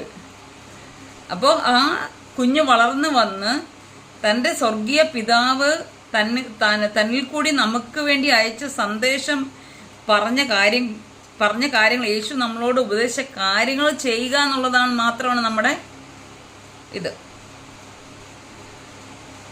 ഈ 2-3 ദിവസത്തെ കൺവെൻഷൻ എന്നൊക്കെ പറഞ്ഞാൽ ആരും പറയാത്ത സുവിശേഷമാണ്. ദൈവരാജ്യത്തെക്കുറിച്ചാണ് പറയുന്നത്. അതിനെപ്പറ്റി ഞാൻ വേറൊരു വീഡിയോ ചെയ്യാൻ ആഗ്രഹിക്കുന്നുണ്ട്. കാരണം എല്ലാവരും യേശു കർത്താവ് സുവിശേഷം പറയുന്നത് എന്താണ്? ഒരു കോയിന് 2 വശം ഉള്ളതുപോലെ ആണ് സുവിശേഷം എന്ന് പറയുന്നത്. ഒരു സൈഡ് പാസ്റ്റ്, അതായത് യേശു കുഞ്ഞ് ഈ ലോകത്തിൽ ജനിച്ചു ജീവിച്ചു, പ്രവർത്തിച്ചു, ദൈവത്തിൻ്റെ പ്രവൃത്തി തികച്ചു. ആ സമയത്ത് ദൈവം അതുകൊണ്ട് ദൈവം നമുക്ക് വേണ്ടി മരിച്ചു, കഷ്ടതകളൊക്കെ സഹിച്ചു, മരിച്ചടക്കപ്പെട്ട് നമ്മൾ പറയുന്നൊക്കെ അറിയാലോ. അതുകൊണ്ട് ദൈവം നമ്മളുടെ പാപങ്ങളെ മോചിച്ചു. അതുകൊണ്ട് നമ്മൾ ദൈവത്തെ സ്തുതിക്കുക. അതൊക്കെ അത് ആ കോയിൻ്റെ ഒരു സൈഡ് മാത്രമേ ആകുന്നുള്ളൂ. ഈ ഗോസ്പൽ എന്ന് പറയുന്ന ഈ യഥാർത്ഥ സുവിശേഷത്തിൻ്റെ ഒരു സൈഡ് മാത്രമേ ആകുന്നുള്ളൂ. ഇതിനൊരു മറു സൈഡുണ്ട്. കോയിൻ ഇങ്ങനെ തിരിക്കുമ്പോൾ ഈ സൈഡുണ്ട്, കോയിൻ ഇങ്ങനെ തിരിക്കുമ്പോൾ ഈ സൈഡുണ്ട്, ഇല്ലേ? അപ്പം ഇങ്ങനെ നോക്കുമ്പോൾ ഈ ഒരു സൈഡ് മാത്രമേ ആ സ്തുതി സ്തോത്രങ്ങളും ആകുന്നുള്ളൂ. ദൈവം നമുക്ക് വേണ്ടി കാൽവറിയിൽ മരിച്ചു, നമ്മൾ കരയുന്നു, വിഷമിക്കുന്നു. ഓക്കെ, സത്യത്തിൽ അവിടെ സന്തോഷിക്കുകയാണ് വേണ്ടുന്നത്. കാരണം പത്രോസ് ഇങ്ങനെ ദൈവത്തോട് ഇങ്ങനെ പറഞ്ഞു, ഇങ്ങനെ ആരും കൊല്ലുന്ന ആരൊക്കെ പറഞ്ഞപ്പോൾ വിഷമിച്ചൊക്കെ പറയുകയൊക്കെ ചെയ്തില്ലേ? അപ്പം ആർക്കിപ്പോൾ പിശാചെന്ന് കണ്ട യേശു കർത്താവ് പറഞ്ഞത്. കാരണം ഇത് പിതാവിൻ്റെ ഹിതം നിറവേറ്റണം. നമുക്ക് നമ്മുടെ യേശു നമുക്ക് വേണ്ടി സഹിച്ചത് ഓർക്കുമ്പോൾ നമുക്ക് സഹിക്കത്തില്ല. അത് വേറൊരു കാര്യമാണെങ്കിൽ പോലും യുദ്ധമാണത്. അപ്പം അങ്ങോട്ടും ഇങ്ങോട്ടും വിട്ടുകൊള്ളും, പിശാചിനും വിട്ടുകൊള്ളും, നമുക്കും വിട്ടുകൊള്ളും, ഇല്ലേ? ഒരു യുദ്ധത്തിൽ ഒരാൾ മാത്രം വിട്ടുകൊള്ളു, അത് പോവും. അത് ചിലപ്പോഴൊക്കെ പോയി കിട്ടിയെന്നേ ഉള്ളൂ. എന്തായാലും ചുറ്റും ആൾക്കാർ വരുമ്പോൾ അവിടെയും വെട്ടും ഇവിടെയും വെട്ടണം, ഇങ്ങനെ വെട്ടണം, ഇങ്ങനെയല്ലേ പോകാൻ പറ്റുള്ളൂ. അപ്പോൾ ഇടയ്ക്കൊന്ന് കിട്ടിയെന്ന് ഇരിക്കും. അപ്പം അതുപോലെയാണ് യേശു കർത്താവ് നമുക്ക് വേണ്ടി നമ്മുടെ പാപങ്ങളെല്ലാം ഏറ്റെടുത്ത് ആ ശരീരത്തിൽ ഏറ്റെടുത്ത് അതൊരു യുദ്ധത്തിൻ്റെ ഒരു ഭാഗം മാത്രമാണ്. അത് വന്ന് കാൽവറിയിൽ സാത്താൻ്റെ തലയെ തകർത്ത്, അത് പിതാവായ ദൈവത്തിൻ്റെ ഇഷ്ടപ്രകാരം സാത്താൻ്റെ തലയെ തകർത്ത് അവിടെ ഒരു വിജയം കൊയ്യുകയാണ്. എന്നത്തേക്കുമുള്ളൊരു വിജയം. ആ വിജയത്തിൽ നമ്മൾ ആഘോഷിക്കുക വേണ്ടുന്നത്. നമുക്കൊരു വശം സങ്കടമുണ്ട്, എന്നാൽ തന്നെ മറുവശത്ത് അതോടൊപ്പം 100% ഒരു യഥാർത്ഥ ദൈവ പൈതലിന് അവിടെ സന്തോഷമാണ്. കാരണം പിതാവായ ദൈവം തൻ്റെ പുത്രനെ ഏൽപ്പിച്ച ആ ഡ്യൂട്ടി അദ്ദേഹം തീർത്തു, ജയിച്ചു. അടിപൊളി, ജയിച്ച് വിന്നറായി, വിൻ ചെയ്തു. അങ്ങനെ അടിപൊളിയായിട്ട് സ്വർഗീയമായിട്ട് വിൻ ചെയ്ത് പോയി. അത് നമുക്കതുകൊണ്ട് ദൈവത്തെ സ്തുതിക്കണം, ദൈവത്തിന് നന്ദി പറയണം. അത് ഒരു സൈഡ് മാത്രമേ ഉള്ളൂ. മറു സൈഡ് എന്ന് പറയുമ്പോൾ ആ കോവിൻ്റെ സുവിശേഷം എന്ന് പറയുന്നത്, ഗുഡ് ന്യൂസ് എന്ന് പറയുന്നത്, മറു സൈഡ് എന്ന് പറയുമ്പോൾ ഞാൻ പറഞ്ഞില്ല, യേശു തന്നെയാണ് ഗുഡ് ന്യൂസ്. അപ്പോൾ ആ ഗുഡ് ന്യൂസ് പറയുന്ന ഗുഡ് ന്യൂസ് ഉണ്ടല്ലോ, നല്ല സന്ദേശം, അത് ദൈവം പിതാവ് തനിക്ക് കൊടുത്ത സന്ദേശം. അതെന്താണ് പറയുന്നത്? ദൈവരാജ്യത്തിന് അവകാശികളായി തീരുക എന്നുള്ളതാണ്. നമ്മളിപ്പോഴും ദാസിദാസന്മാരായിട്ട് നടക്കുന്ന ആ ഒരു അവസ്ഥ മാറി നമ്മൾ ദൈവമക്കളാകുവാനുള്ള അധികാരം ലഭിച്ചു. അപ്പോൾ ആ അധികാരത്തിൽ വിശ്വാസത്താൽ നമ്മൾ ദൈവമക്കളും, ഞാൻ ആ വന്ന ദൈവദാസനോട് സംസാരിച്ചപ്പോൾ അദ്ദേഹം പറയും ബൈ ഫെയ്ത്ത്. അപ്പോൾ അദ്ദേഹത്തിൻ്റെ പേര്, അദ്ദേഹം എറണാകുളത്ത് നിന്നാണ് വന്നത്, അദ്ദേഹത്തിൻ്റെ പേര് പാസ്റ്റർ ഷാജി ജോസഫ് എന്നാണ്. അപ്പോൾ അദ്ദേഹം പറയും ബൈ ഫെയ്ത്ത്, വിശ്വാസത്തിലാണ് നമ്മളിപ്പോൾ മക്കളായിരിക്കുന്നത്. നമുക്ക് അധികാരം ലഭിച്ചതേ ഉള്ളൂ, പക്ഷേ ദൈവമക്കളാകുവാൻ അധികാരം ലഭിച്ചു. പക്ഷെ അതിൻ്റെ അവകാശം കിട്ടണമെങ്കിൽ നമ്മളെപ്പോഴും ചിലരെയൊക്കെ തെറ്റിദ്ധാരണയാണ്, ക്രിസ്ത്യാനികളൊക്കെ തെറ്റിദ്ധാരിച്ച് വെച്ചിരിക്കുന്നത്. അതൊക്കെ പുതിയ നിയമമാണ് നമ്മൾ പാലിക്കേണ്ടത്. പഴയ നിയമം നമുക്കുണ്ട്, നമ്മൾ കളയത്തില്ല, അത് പിന്നെ നെല്ലായിട്ട് അവിടെ ഉണ്ട്. പക്ഷേ ആ പുതിയ നിയമം പുതിയ നിയമമാണ് യേശു കർത്താവ് നമുക്ക് തന്ന ഉപദേശം പുതിയ നിയമത്തിലാണ് കിടക്കുന്നത്. അപ്പോൾ അതാണ് നമ്മൾ അനുഷ്ഠിക്കേണ്ടത്. അപ്പോൾ അതാണ് മാനസാന്തരപ്പെടണം, രക്ഷിക്കപ്പെടണം, സ്നാനപ്പെടണം എന്നൊക്കെ പറയുന്നത്. യേശു കർത്താവ് നമുക്ക് കാണിച്ചിരുന്ന മാതൃകയാണ്, നമ്മളത് ചെയ്യണമെന്നുള്ളത്. ഇപ്പൊ സ്നാനം എന്ന് പറഞ്ഞാൽ വൃത്തികെട്ട കാര്യമാണെന്നാണ് എല്ലാവരും വിചാരിച്ചിരിക്കുന്നത്. പക്ഷെ സ്നാനം എന്ന് പറഞ്ഞാൽ വലിയ കാര്യമൊന്നുമല്ല, എന്നാൽ വലിയ കാര്യം തന്നെ. കാരണം നമ്മൾ യേശുവിൻ്റെതായെന്ന് മറ്റുള്ളവരെ അറിയിക്കുന്നതാണ് സ്നാനം. ഞാൻ ദൈവത്തിന്റെ വകയായി എന്ന് പബ്ലിക്കിനെ അറിയിക്കുന്നതാണ് യേശു. അപ്പം വെള്ളത്തിൽ താഴുമ്പോൾ യേശു കർത്താവിനെ പോലെ ജീവിച്ച് മരിച്ച് ഉയർത്തെഴുന്നേറ്റ് വരുന്ന ഒരു സിംബോളിക് ആയിട്ടുള്ള ആക്ഷൻ മാത്രമാണ് സ്നാനം. ഈ സ്നാനപ്പെട്ടെന്ന് പറഞ്ഞാൽ ഒരിക്കലും സ്വർഗത്തിൽ പോകത്തില്ല. നീ ജയിച്ചെന്ന് വരും, നീ ഞാനും ജയിക്കത്തില്ല. നീ അന്യഭാഷ പറയുന്നുണ്ട്, നീ ഞാനും ജയിച്ചിട്ടില്ല. അതാദ്യം പരിശോധിക്കണം. നമ്മൾ പിശാചി കയറിയാന്ന് പറയുന്നത്, അതോ പരിശുദ്ധാത്മാവിന്റെ അഭിഷേകത്തിലാണോ, യഥാർത്ഥ ദൈവഭാഷയാണോ നമ്മൾ സംസാരിക്കുന്നത്? അതൊന്ന് നമ്മൾ ടെസ്റ്റ് ചെയ്യേണ്ട ഒരു കാര്യമാണ്. അതിൻ്റെ ഇടയ്ക്ക് ഞാൻ പറഞ്ഞതേ ഉള്ളൂ. അപ്പോൾ നമ്മൾ അന്യഭാഷ പറഞ്ഞുകൊണ്ട്, രക്ഷിക്കപ്പെട്ടുകൊണ്ട്, സ്നാനപ്പെട്ടുകൊണ്ട് ഒന്നും ഒരു ഗുണമില്ലെന്ന് പറയുന്നതല്ല, ഗുണമുണ്ട്. അത് ജസ്റ്റ് സ്റ്റെപ്പിംഗ് മാത്രമാണ്, ഫസ്റ്റ് സ്റ്റെപ്പിംഗ്. എന്നാൽ അതിനകത്ത് നമ്മളൊന്നും സുവിശേഷ വേലയിലോ ക്രൈസ്തവ ജീവിതത്തിലോ ദൈവമക്കളായോ ഒന്നും മാറിയിട്ടില്ല. ദൈവത്തെ അംഗീകരിച്ചു, ദൈവമാണ് ഏറ്റു പറയും, നമ്മൾ ദൈവമക്കളാണുള്ള അവകാശം അധികാരം ലഭിച്ചു. പക്ഷെ നമുക്ക് അവകാശം കിട്ടിയിട്ടില്ല. നമ്മൾ രക്ഷിക്കപ്പെട്ടു, പക്ഷെ നമ്മൾ രക്ഷപ്പെട്ടിട്ടില്ല. ഈ മരിക്കുന്നതിന് മുൻപേ നമ്മൾ ആരും രക്ഷപ്പെട്ടിട്ടില്ല, സ്വർഗത്തിന് അവകാശികളായി തീർന്നിട്ടുമില്ല. ക്രിസ്ത്യാനികളെ നിങ്ങളിത് മനസ്സിലാക്കണം. ഞാൻ മനസ്സിലാക്കിയതുപോലെ നിങ്ങൾക്കും ഇതൊരവസരം. മനസ്സിലാക്കാത്തവരും മനസ്സിലാക്കുക, ദൈവവചനം ചെക്ക് ചെയ്യുക. നമ്മൾ മരിക്കുന്നത് വരെ ഈ ലോകത്തിൽ ഇപ്പം നമ്മൾ ജീവിച്ചിരിക്കുന്ന നമ്മൾ ഓരോരുത്തരും ക്രിസ്ത്യാനികൾ എന്ന് പറയല്ലേ, ക്രിസ്തുവിനെ വിശ്വസിക്കുന്ന, ദൈവമായിട്ട് അംഗീകരിക്കുന്ന ഓരോ വ്യക്തികളും നമ്മൾ മരിക്കും വരെ, നമ്മുടെ മരണം വരെ നമ്മൾ ജയിച്ചിട്ടില്ല, നമ്മൾ ദൈവത്തിൻ്റെ അവകാശം നേടിയിട്ടില്ല, സ്വർഗത്തിൻ്റെ അവകാശികളായിട്ടില്ല. നമ്മൾ മതപരമായ എന്ന് പറഞ്ഞാൽ ബൈബിൾ വെച്ച് നമ്മൾ പ്രസംഗിക്കും, എല്ലാം ചെയ്യും. ഈ ദൈവവചനം ഉയർത്തി നമ്മളെ എല്ലാം എടുക്കുകയും ഭൂതത്തെ പുറത്താക്കുകയും ചിലത് പോകുന്നതിനെ വിളിച്ച് അകത്താക്കുകയും ഒക്കെ ചെയ്യുന്ന ശുശ്രൂഷ ഇപ്പം നടക്കുന്നത്. മനസ്സിലായോ? കാരണം ചില അഭിഷിക്തന്മാരെന്ന് പറഞ്ഞ ആൾക്കാർ, ഞാൻ കുറ്റം പറയല്ല, നടക്കുന്ന കാര്യം പറഞ്ഞാൽ പിശാചിനെ ഇറക്കി വിടും, അത് വെളിയിൽ നിൽക്കും. അവർ പോകുമ്പോൾ ഒന്നീ അവരുടെ ദേഹത്ത് കയറും, അല്ലെങ്കിൽ അവരുടെ വീട്ടിൽ ചെല്ലും, അല്ലെങ്കിൽ വീണ്ടും നേരത്തെ കയറി അവരുടെ ദേഹത്ത് കയറും. ഇതൊക്കെ ഇപ്പോഴത്തെ പരിപാടികൾ. അപ്പം അതൊക്കെ പോട്ടെ. കാരണം അതെന്ന് വെച്ചാൽ നമ്മുടെ ക്വാളിറ്റി കുറഞ്ഞു പോയി, ക്രൈസ്തവ ക്വാളിറ്റി കുറഞ്ഞു പോയി. യേശു ഇപ്പോൾ കുറച്ച് മുമ്പ് ഞാനൊരു ദൈവദാസനുമായിട്ട് സംസാരിച്ചുകൊണ്ടിരിക്കും. എനിക്ക് ഒത്തിരി ഇഷ്ടമുള്ളൊരു ദൈവദാസനാണ് ജെയിംസ് പാസ്റ്റർ. അപ്പോൾ അദ്ദേഹത്തോട് ഞാനിങ്ങനെ സംസാരിച്ചുകൊണ്ടിരിക്കുമ്പോൾ അദ്ദേഹത്തിന് ഒരു 70 വയസ്സുണ്ട്. അപ്പോൾ അദ്ദേഹത്തോട് ഞാൻ സംസാരിച്ചുകൊണ്ട് ഞാൻ പറയാം, പാസ്റ്റർ എനിക്ക് മനസ്സിലൊരു അഭിഷേകം എന്ന് പറയുന്നത് ഇതാണ്. ദൈവത്തിന്റെ വചനം പറയുന്നത് നമ്മുടെ ശരീരമാണ് ദൈവത്തിന്റെ ആലയം, അത് നമ്മൾ ഒരുക്കി കൊടുക്കണം എങ്കിലേ അവിടെ വരൂ. അപ്പൊ ആത്മാവ് എന്ന ദൈവത്തിന് വസിക്കാൻ ഏത് ആത്മാക്കൾക്കും വസിക്കാൻ, അത് ദുഷ്ട ആത്മാവായാലും നല്ല ആത്മാവിൽ ഏതിനും വസിക്കാൻ ഒരു ശരീരം വേണം, ആക്ഷൻ എടുക്കാൻ, മൂവ് ഓൺ ചെയ്യാൻ ഒരു ശരീരം വേണം.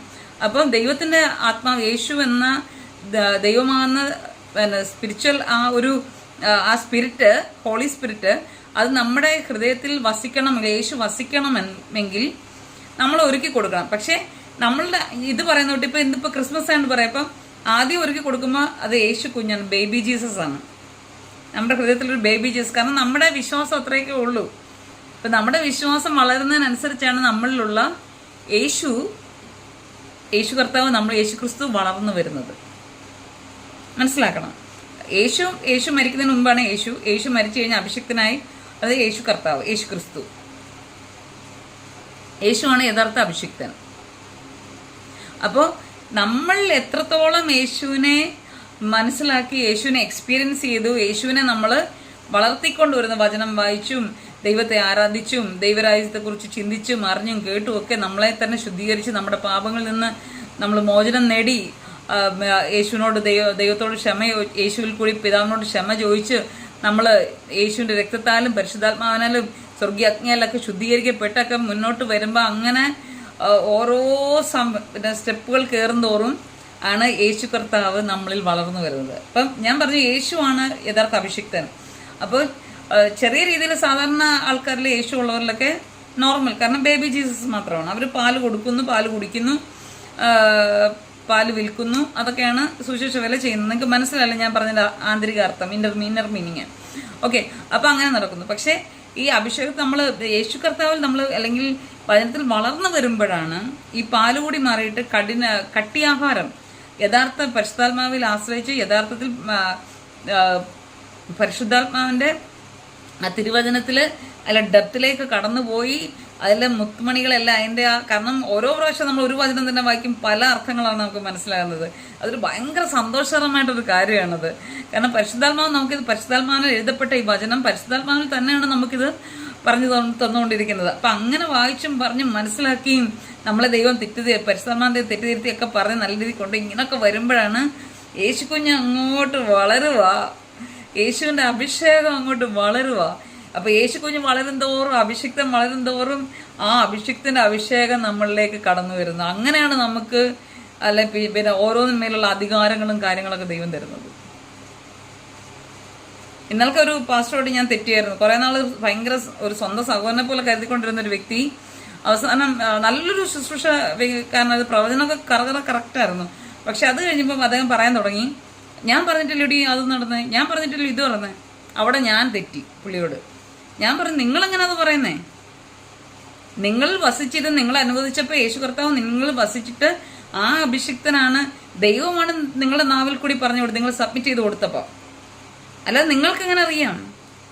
ദൈവം സ്വർഗത്തിലെ കാര്യം ദൈവം പറയാതെ പുത്രനും പരിശുദ്ധാത്മാവിനും പോലും അറിയത്തില്ല.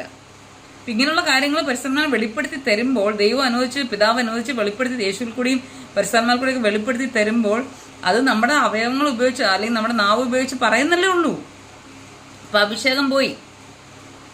ഇപ്പം പിന്നെ പറയുന്നതൊക്കെ തെറ്റുകളാണ് പറഞ്ഞുകൊണ്ടിരുന്നത്. ഞാനും പുള്ളിയായിട്ടുള്ള കണക്ഷൻ അങ്ങ് മാറി. പിന്നെ എന്നെ ഇപ്പം എന്തെങ്കിലുമൊക്കെ പറഞ്ഞിട്ട് കിടക്കാം, അതെന്തെങ്കിലും പറയട്ടെ, അത് വിഷയമില്ല. അപ്പോൾ എനിക്ക് 2 മുഖമൊക്കെ ഉണ്ടെന്നൊക്കെയാണ് പുള്ളി പറഞ്ഞത്. അതൊക്കെ പോട്ടെ, അത് വേറൊരു വിഷയത്തിന്മേലാണ് അത് പറഞ്ഞത്. അപ്പം നേരത്തെ ആ വിഷയത്തിന്മേലൊക്കെ കറക്റ്റ് ആൻസർ പറയുന്ന ഒരു വ്യക്തി ഇപ്പം അതിനെപ്പറ്റി എന്തെങ്കിലുമൊക്കെ ബോഷ്ക്ക് പറഞ്ഞാണ് നടക്കുന്നത്. അതൊരു വഴി കൂടെ പോട്ടെ. അപ്പം ഞാൻ പറഞ്ഞത് യേശു കർത്താവ് വളർന്നു വരികയാണ്. ഇപ്പം ഞാൻ പറഞ്ഞ സുവിശേഷത്തിൻ്റെ കാര്യമാണ് പറയുന്നത്. നമ്മൾക്ക് വേണ്ടി ദൈവം കഷ്ടപ്പെട്ടതും എല്ലാ കാര്യങ്ങളും ദൈവം നമ്മുടെ പാവങ്ങളെ മോഹിച്ചു വന്ന എല്ലാം ഓർത്ത് പിശാചിൻ്റെ കയ്യിൽ നിന്ന് മരണത്തിൽ നിന്നെല്ലാം രക്ഷപ്പെടുത്തി നമ്മളെ ഇവിടെ കൊണ്ട് വെച്ചേക്കുന്നത്. കാരണം നമുക്ക് എന്തെങ്കിലും ഭൗതികമായ മരണം ഉണ്ടെന്നാലും 2ാം മരണത്തിൽ നിന്ന് രക്ഷപ്പെടുത്തി നമ്മുടെ മരണത്തിൽ നിന്ന് ജയിച്ച് ഉയർത്തെഴുന്നേറ്റൊക്കെ ഇരിക്കുന്ന, നമ്മളെ ഉയർപ്പിച്ചിരിക്കുന്ന ആ യേശു കർത്താവിനെ ഓർത്ത് നമ്മൾ യേശു കർത്താവിനെ സ്തുതിക്കണം. സ്തുതികളിന്മേൽ അധിവസിക്കുന്നവനാണ് ദൈവം. അപ്പോൾ യേശു കർത്താവിനെ സ്തുതിക്കണം, അത് അത്യാവശ്യമാണ്. എന്നാൽ ആ ഗോസ്പൽ എന്ന് പറഞ്ഞതിൻ്റെ മറുസൈഡുണ്ട്. അതെന്താണ്? യേശു ഈ ലോകത്തിരിക്കുമ്പോൾ 3.5 വർഷം എന്താണ് പ്രസംഗിച്ചത്, അതാണ് നമ്മൾ പ്രസംഗിക്കേണ്ടത്. അല്ലാതെ പത്രോസ് യേശുവിനെ കണ്ടപ്പം യേശുവേ ഞാനും കൂടെ എടുത്ത് കടലിൽ ചാടട്ടെ, വെള്ളത്തിൽ ചാടട്ടെ. അപ്പം യേശുവിനെ കണ്ടപ്പോൾ നേരെ നോക്കിപ്പോയി, യേശുവിൻ്റെ മുഖത്തുനിന്ന് കണ്ണ് തെറ്റിയപ്പോൾ താന്നുപോയി. അതും വേറൊരു പ്രസംഗ വിഷയമാണ്, അതൊരു പ്രധാനപ്പെട്ട കാര്യം. കാരണം യേശുവിനെ ഫോക്കസ് ചെയ്ത് പോയിട്ട് യേശുവിൽ നിന്ന് മാറിക്കഴിഞ്ഞാൽ നമുക്ക് നാശവും നഷ്ടവും മരണമൊക്കെ വരുന്നത്. അത് വേറൊരു സബ്ജക്റ്റാണ്. പക്ഷെ അത് മാത്രം കൊണ്ടുപോകരുത്. പ്രത്യേകിച്ച് ഉപദേഷ്ടാക്കന്മാരുടെ പുരോഹിതന്മാരോടാണ് ഞാൻ സംസാരിക്കുന്നത്, പാസ്റ്റർമാരോടാണ് ഞാൻ സംസാരിക്കുന്നത്. ഞാൻ കേട്ട കാര്യം, ഞാൻ അറിഞ്ഞ അറിവ്, എനിക്ക് ദൈവം തന്നിരിക്കുന്ന ജ്ഞാനം, മറ്റുള്ള ജ്ഞാനമുള്ളവർ എന്നെ തിരുത്തി തന്ന അറിവുകൾ, അത് മറ്റുള്ളവരിലേക്ക് പകർത്തുക എന്നുള്ളതാണ് എൻ്റെ ഉത്തരവാദിത്വം എന്ന് പറയുന്നത്. ഞാൻ മാത്രം നന്നായാൽ മതി, ഞാൻ മാത്രം സ്വർഗത്തിൽ പോയാൽ മതിയോ? പറ്റില്ലല്ലോ. എല്ലാവരും പോകണം, ഈ ലോകത്തുള്ള എല്ലാവരും സ്വർഗത്തിൽ പോകണം. ആരും നരകത്തിൽ പിശാചിൻ്റെ കൂടെ പോയി ആ തീയിലെരിയൽ പുഴു ചെവി കൂടെ കയറും, ഇങ്ങനെ ഞൊളച്ച് കയറും, കണ്ണേ കൂടെ കയറും, അതിലെ കൂടെ കയറും, ഇല്ല കൂടെ കയറും, ഗന്ധകവും തീയും കുന്തവും ഒക്കെ ഉള്ളിടത്ത് നമ്മൾ പോകണം പിശാചിൻ്റെ അടുത്ത്. ചാവത്തുമില്ല. അപ്പം അതുകൊണ്ട് എല്ലാവരും സ്വർഗത്തിൽ പോയി നല്ല രീതിയിൽ ജീവിക്കണം എന്നാണ്, അല്ലൊരു നിത്യതയിൽ കടക്കണമെന്നാണ്. അത് ഹിന്ദുവായിട്ട്, ക്രിസ്ത്യനായിട്ട്, മുസ്ലിമായിട്ട് ആരും ആയിക്കോട്ടെ, ഒരു മനുഷ്യനും ഒരു ജീവജാലം നഷ്ടപ്പെടരുതെന്ന് ആഗ്രഹിക്കുന്ന ഒരു വ്യക്തിയാണ് ഞാൻ. അതുകൊണ്ടാണ് ഇത്ര ശക്തമായിട്ട് ഞാനിത് പറയുന്നത്. ഒരുപാട് അനുഭവങ്ങൾ എൻ്റെ ജീവിതത്തിലുണ്ട്, അതും കൂടെ ചേർത്ത് വെച്ചാണ് ഞാനിത് പറയുന്നത്. അതാണ് എൻ്റെ പവർ. ദൈവം തന്ന ശക്തിയും ബലവും ഒക്കെ അതൊക്കെ തന്നെയാണ്. അപ്പം നമ്മൾ ഈ സുവിശേഷത്തിൽ യേശു ജീവിച്ചിരുന്നപ്പോൾ എന്ത് സംസാരിച്ചോ, എന്തിനെക്കുറിച്ച് സംസാരിച്ചോ, എന്നെ സ്തുതിക്കണമെന്നാണെന്ന് പറഞ്ഞു. യേശു എല്ലായിടത്തും വിളിച്ചു പറഞ്ഞു, ഞാനാണ് ഇവിടുത്തെ വലിയ ആള്, ഞാൻ ദൈവത്തിൻ്റെ മോനാണ്, നിങ്ങളെല്ലാവരും എന്നെ 24 മണി സ്തുതിച്ചുകൊണ്ടിരിക്കുന്ന യേശു പറഞ്ഞു. ഒരിക്കലും പറഞ്ഞിട്ടില്ല. യേശു ദൈവരാജ്യത്തെക്കുറിച്ച് സംസാരിച്ചു. സ്വർഗത്തിൽ പിതാവിനോട് കൂടെ വസിക്കുന്ന ആ ഒരു, അങ്ങനെ അവിടെ എങ്ങനെ എത്തിപ്പെടാം, അതിനുവേണ്ടി എന്ത് ചെയ്യണം. അപ്പം ഇന്നലെ കേട്ട വചനം പോലെ ഞാൻ പലപ്പോഴും പണ്ടൊരു ശവക്കോട്ടെ ഞാൻ പറഞ്ഞ അവിടുത്തെ പാസ്റ്റർ ഞാനും കൂടെ ഭയങ്കര വഴക്കുണ്ടായതാ. കാരണം ഞാനിങ്ങനെ പൊട്ടൊക്കെ തൊട്ട് എൻ്റെ കമലുമാലയൊക്കെ ഇട്ട് അവിടെ ചെന്ന് മരണസമയത്ത് പറഞ്ഞത്, കർത്താവെ കർത്താവെ എന്ന് വിളിക്കുന്നവരല്ല, എൻ്റെ ഇഷ്ടം ചെയ്യുന്നവരത്ര, അവരെ ഞാൻ അറിയുന്നില്ല എന്നൊക്കെ. ഈ ദൈവത്തിൻ്റെ പിതാവായ ദൈവത്തിൻ്റെ ഇഷ്ടം ചെയ്യാത്തവർ എത്ര കിടന്ന് ഇവിടെ കിടന്ന് കുന്തളിച്ചാലും, പച്ചമലുള്ള അതാ പറയാൻ പറ്റുന്നത്, കുന്തളിച്ചാലും പൂവത്തെ ഇറക്കിയാലും ഉപവാസം എല്ലാ ദിവസവും ഇരുന്നാലും ഒന്നും സ്വർഗത്തിൽ പോകത്തില്ല. പിതാവായ ദൈവത്തിൻ്റെ ഇഷ്ടം അറിഞ്ഞിരിക്കണം. നമ്മൾ ഈ യുദ്ധത്തിൽ നമ്മൾ ജയിക്കണം. നമ്മുടെ ഈ ജീവിതமான യുദ്ധത്തിൽ നമ്മൾ ജയിക്കണം. ഇപ്പം നമുക്ക് ദൈവമക്കളെന്നാകാനുള്ള അവകാശം, അധികാരം മാത്രമേ ഉള്ളൂ. അത് അവകാശം കിട്ടണമെങ്കിൽ നമ്മൾ ജയിക്കണം. ഞാൻ പറഞ്ഞില്ലേ, നമ്മുടെ മരണം വരെ നമുക്ക് ആർക്കും ജയിക്കാൻ പറ്റത്തില്ല, മരണം വരെ. പക്ഷെ ജയിക്കാൻ വേണ്ടിയുള്ളത് ചെയ്യാൻ പറ്റും. അതാണ് എൻ്റെ കാര്യം. ജയിക്കാൻ പറ്റത്തില്ല. ജയിക്കുന്നത് മരണത്തോടെയാണ് നമ്മൾ ജയിക്കുന്നത്. കാരണം നമ്മൾ ദൈവരാജ്യത്തിന് വേണ്ടി നമ്മൾ ജീവിച്ചെങ്കിൽ, അല്ല ദൈവമക്കളാകുവാൻ നമ്മൾ അതിനുവേണ്ടി ശ്രമിച്ചെങ്കിൽ, നമ്മളെങ്ങനെ ദൈവമക്കളാണ് അത് ശ്രമിക്കുന്നത്? പിതാവായ ദൈവം എന്താണോ ആഗ്രഹിക്കുന്നത് അത് നമ്മൾ ചെയ്യുക. നമ്മുടെ ശുദ്ധീകരണം, അല്ല ദൈവത്തിന് വേണ്ടിയുള്ള ആ ഒരു എന്താ പറയുക, ആഴത്തിലുള്ള ബന്ധം, അതൊക്കെയാണ് നമ്മളെ ദൈവമക്കളാക്കുന്നത്. അഭിഷേക് പരിശുദ്ധാത്മാവിൽ ജീവിക്കുന്നത്. അല്ലാതെ വേറെ എന്തൊക്കെയാണ്? ബാക്കിയുള്ളതെല്ലാം പ്രവചനം, കാര്യങ്ങളും, ബാക്കിയുള്ളതെല്ലാം അന്യഭാഷ ആരാധന, എല്ലാം സ്തുതികളും എല്ലാം അത് ഇതിനു വേണ്ടിയുള്ള ടൂൾസ് മാത്രമാണ്. അപ്പം നമ്മൾ ജയിക്കണം ഈ യുദ്ധത്തിൽ, പോർക്കളത്തിൽ നാം പൊരുതുക ധീരര. ഉണങ്ങിയിരുന്നെന്ന് പറഞ്ഞിങ്ങനെ തളർന്ന് വളർന്ന് ഇങ്ങനെയൊക്കെ ആവുന്നൊരു അല്ല. പോർക്കളത്തിൽ നാം പൊരുതുക ധീരരായി യേശുവിൻ നാമമതേന്തി. ആ പാട്ട് കേട്ടിട്ടുണ്ടോ? അത് ഞാൻ യൂട്യൂബിൽ പാടിയിട്ടിട്ടുണ്ട്. ഭയങ്കര അർത്ഥവത്തായ ഒരു പാട്ടാണ്, അമ്മച്ചി എഴുതിയ പാട്ടാണ്, അർത്ഥവത്തായിട്ടുള്ള പാട്ടാണത്. നമ്മൾ ധീരമായിട്ട് വേണം ഇതിനു വേണ്ടി നിൽക്കാൻ, പ്രതികരിക്കാൻ. ദൈവത്തിൻ്റെ ആത്മാവിൽ നമ്മൾ ധീരമായിട്ട് ദൈവത്തിന് വേണ്ടി നമ്മൾ നിൽക്കുമെങ്കിൽ നമുക്ക് ജയിക്കാനാകും. സ്വർഗത്തിലെ ആ ഒരു കുടുംബത്തിലേക്ക് നമ്മൾ എടുക്കപ്പെടും.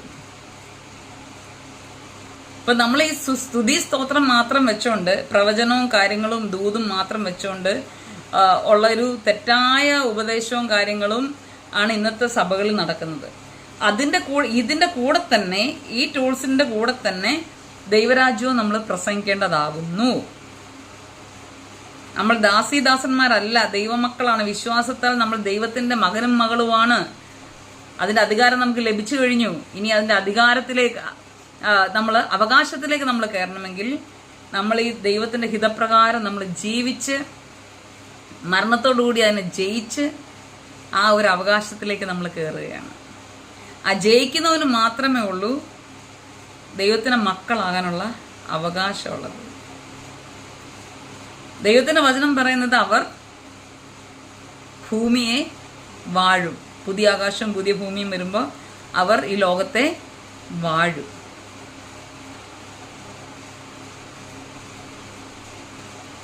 അപ്പൊ ഉൽപ്പത്തി പുസ്തകത്തിൽ അതുണ്ട്, വെളിപ്പാടിലും അതുണ്ട്. അവർ ഭൂമിയെ വാഴും. അപ്പം നമ്മൾ അത് രക്ഷിക്കപ്പെട്ടിട്ട് മാത്രം വലിയ കാര്യമുണ്ടോ? ഇല്ല. മനസ്സാന്തരപ്പെട്ടിട്ട് വല്ല കാര്യമുണ്ടോ? ഇല്ല. സ്നാനപ്പെടും. അതെങ്ങനാ? ഇപ്പൊ എല്ലാ സഭകളിലുള്ളവരാണ് സ്നാനപ്പെടുന്നത്.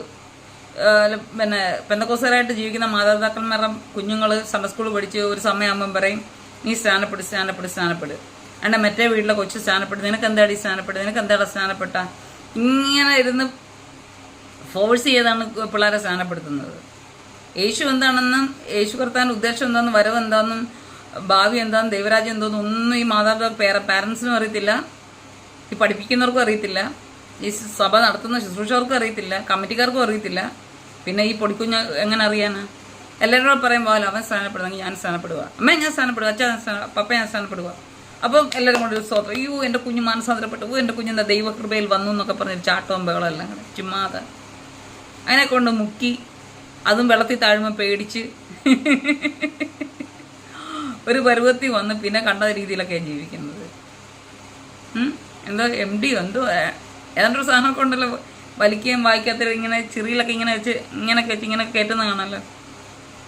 പിന്നെ മറ്റേ സാധനം കുത്തി വെക്കുക, അല്ലെങ്കിൽ മറ്റേ രീതിയിൽ അങ്ങനെയുള്ള കാര്യങ്ങളൊക്കെ ചെയ്യുക.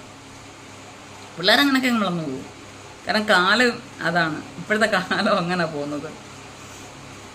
ഫോൺ തുറന്നു കഴിഞ്ഞാൽ, മൊബൈൽ തുറന്നു കഴിഞ്ഞാൽ സ്റ്റോറിയിലല്ല എല്ലാം തുണിയില്ലാത്തതും എല്ലാം വലിച്ചു വാരി കാണിക്കുന്നതും പെണ്ണുങ്ങൾ സഹിതം.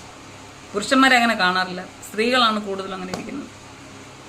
എന്തൊരു ലോകം ഇത്! നാണോ മാനം കെട്ട സാധനങ്ങൾ. സ്വന്തം തന്നെന്നുള്ള കാണത്തില്ലേ അവളുടെയൊക്കെ സാധനങ്ങൾ കാണിക്കേണ്ടാത്ത. കൊച്ചിലെ കണ്ടത് അവരപ്പനും അമ്മയും കഴുകി കുളിപ്പിച്ചൊക്കെ വെച്ചത്, വലുതാകുമ്പോൾ ഇത് കാണിക്കണോ? നാട്ടുകാരെ കാണിക്കണോ? എന്തൊരു ലോകം ഇത്! ഈ ലോകത്താണ് ഇന്ന് ക്രിസ്ത്യാനികളുടെയും മക്കൾ ജീവിക്കുന്നത്. മറ്റുള്ള ആൾക്കാരെയും മക്കൾ ജീവിക്കുന്നത് ഇത് കണ്ടിട്ടാണ്. അവരെങ്ങനെ യഥാർത്ഥമായിട്ട് ദൈവത്തെ അറിയാൻ പറ്റും? അറിഞ്ഞെങ്കിൽ തന്നെ അവർക്ക് സ്വന്തമായിട്ട് കൺട്രോൾ ചെയ്യാനുള്ള പരിശുദ്ധാത്മാവിന്റെ അഭിഷേകം അവർക്കില്ല. അഭിഷേകം ഉള്ളവർ തന്നെ തെറ്റിപ്പോകുന്ന ഈ കാലഘട്ടത്തിൽ കുഞ്ഞുങ്ങളെന്തോ ചെയ്യും? സ്വന്തം പേരൻസിനോ ബോധവും വിവരമൊന്നുമില്ല. എന്താണ് ക്രിസ്ത്യാനിത്വമെന്നോ അല്ലെങ്കിൽ യേശു കർത്താവ് എന്താണെന്നൊന്നും അറിയത്തില്ല. സ്വർഗം എന്തോ നരകമെന്നൊന്നും അറിയത്തില്ല. ആകപ്പാട് അറിയാം സ്വർഗത്തിൽ ദൈവം ഇരിപ്പുണ്ട്, നരകത്തിൽ പിശാച് കൊണ്ട് കുറേ തീയും പുകയെ കൊണ്ടെന്ന് കുറച്ച് പേർക്ക് അറിയാം, പുഴു കൊണ്ടെന്നറിയാം. ചിലർക്ക് അതുപോലും അറിയത്തില്ല. അപ്പം അങ്ങനെയുള്ളൊരു ഈ ജീവിതത്തിൽ നമ്മൾ പ്രത്യേകം ഞാൻ സൂക്ഷിക്കണം. പ്രത്യേകിച്ച് ഉപദേഷ്ടാക്കന്മാരോടാണ് സംസാരിക്കാനുള്ളത്. ഞാൻ പലവട്ടം പണ്ട് മുതലേ ഞാൻ സംസാരിക്കുന്ന എല്ലാവരോടും കൂടെ തന്നെയാണ്. വിശ്വാസികളെന്ന് പറഞ്ഞിരിക്കുന്ന ആൾക്കാരെ തന്നെയല്ല. ചില സഭകളിലുണ്ട് തുറാൻ പോലും പോകാൻ പോകണമെങ്കിൽ പാസ്റ്ററോട് ചോദിക്കണം. അതൊക്കെ തെറ്റാണ്. അനാവശ്യമായിട്ടുള്ള ഗൗരവവും തെറ്റാണ്. അനാവശ്യമായിട്ടുള്ള ശിക്ഷ അത് സഭയിലായാലും കുടുംബത്തായാലും എവിടെയാണെങ്കിലും ഓഫീസുകളായാലും തെറ്റാണത്.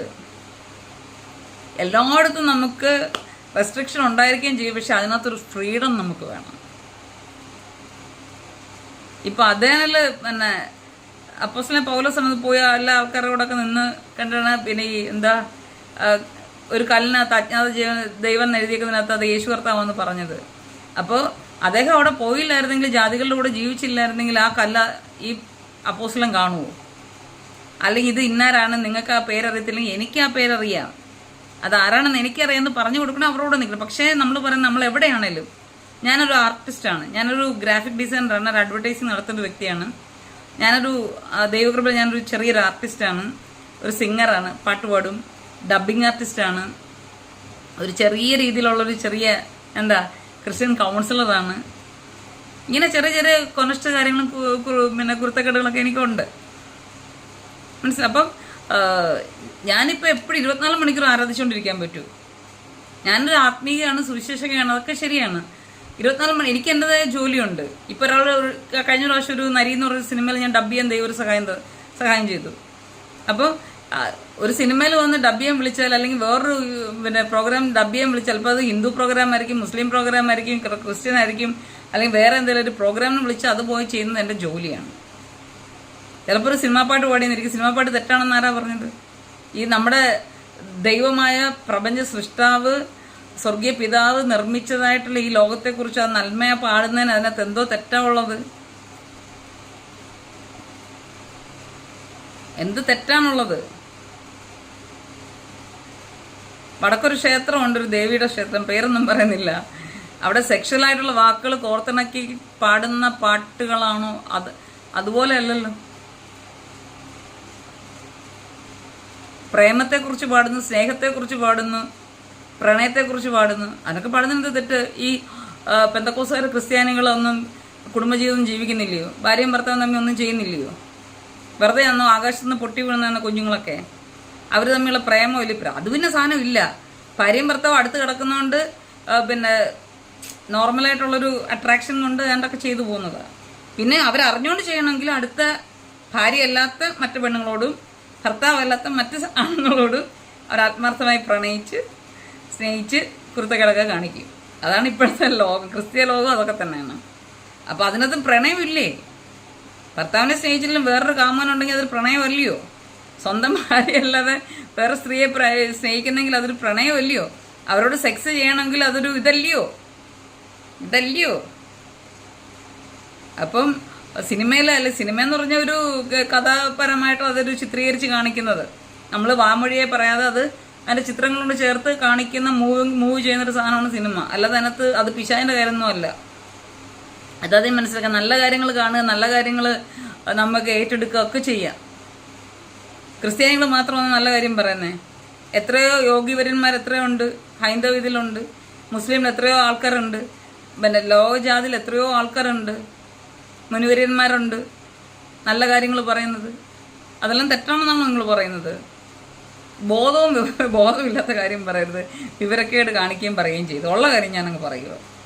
എല്ലാവരുടെയും മുഖത്ത് നോക്കി എൻ്റെ ഉണ്ടക്കണ്ണ് വെച്ച് ഞാനങ്ങ് പറയുക. ഈ ആവശ്യമില്ലാത്ത ഈ പിന്നെ സ്പിരിച്വാലിറ്റിക്കായാലും മറ്റുള്ള കാര്യങ്ങളായാലും ഭൗതികമായാലും എല്ലാത്തിനും ഒരു ലിമിറ്റുണ്ട്. ലിമിറ്റ് കഴിഞ്ഞ് ഒന്നും പോകരുത്.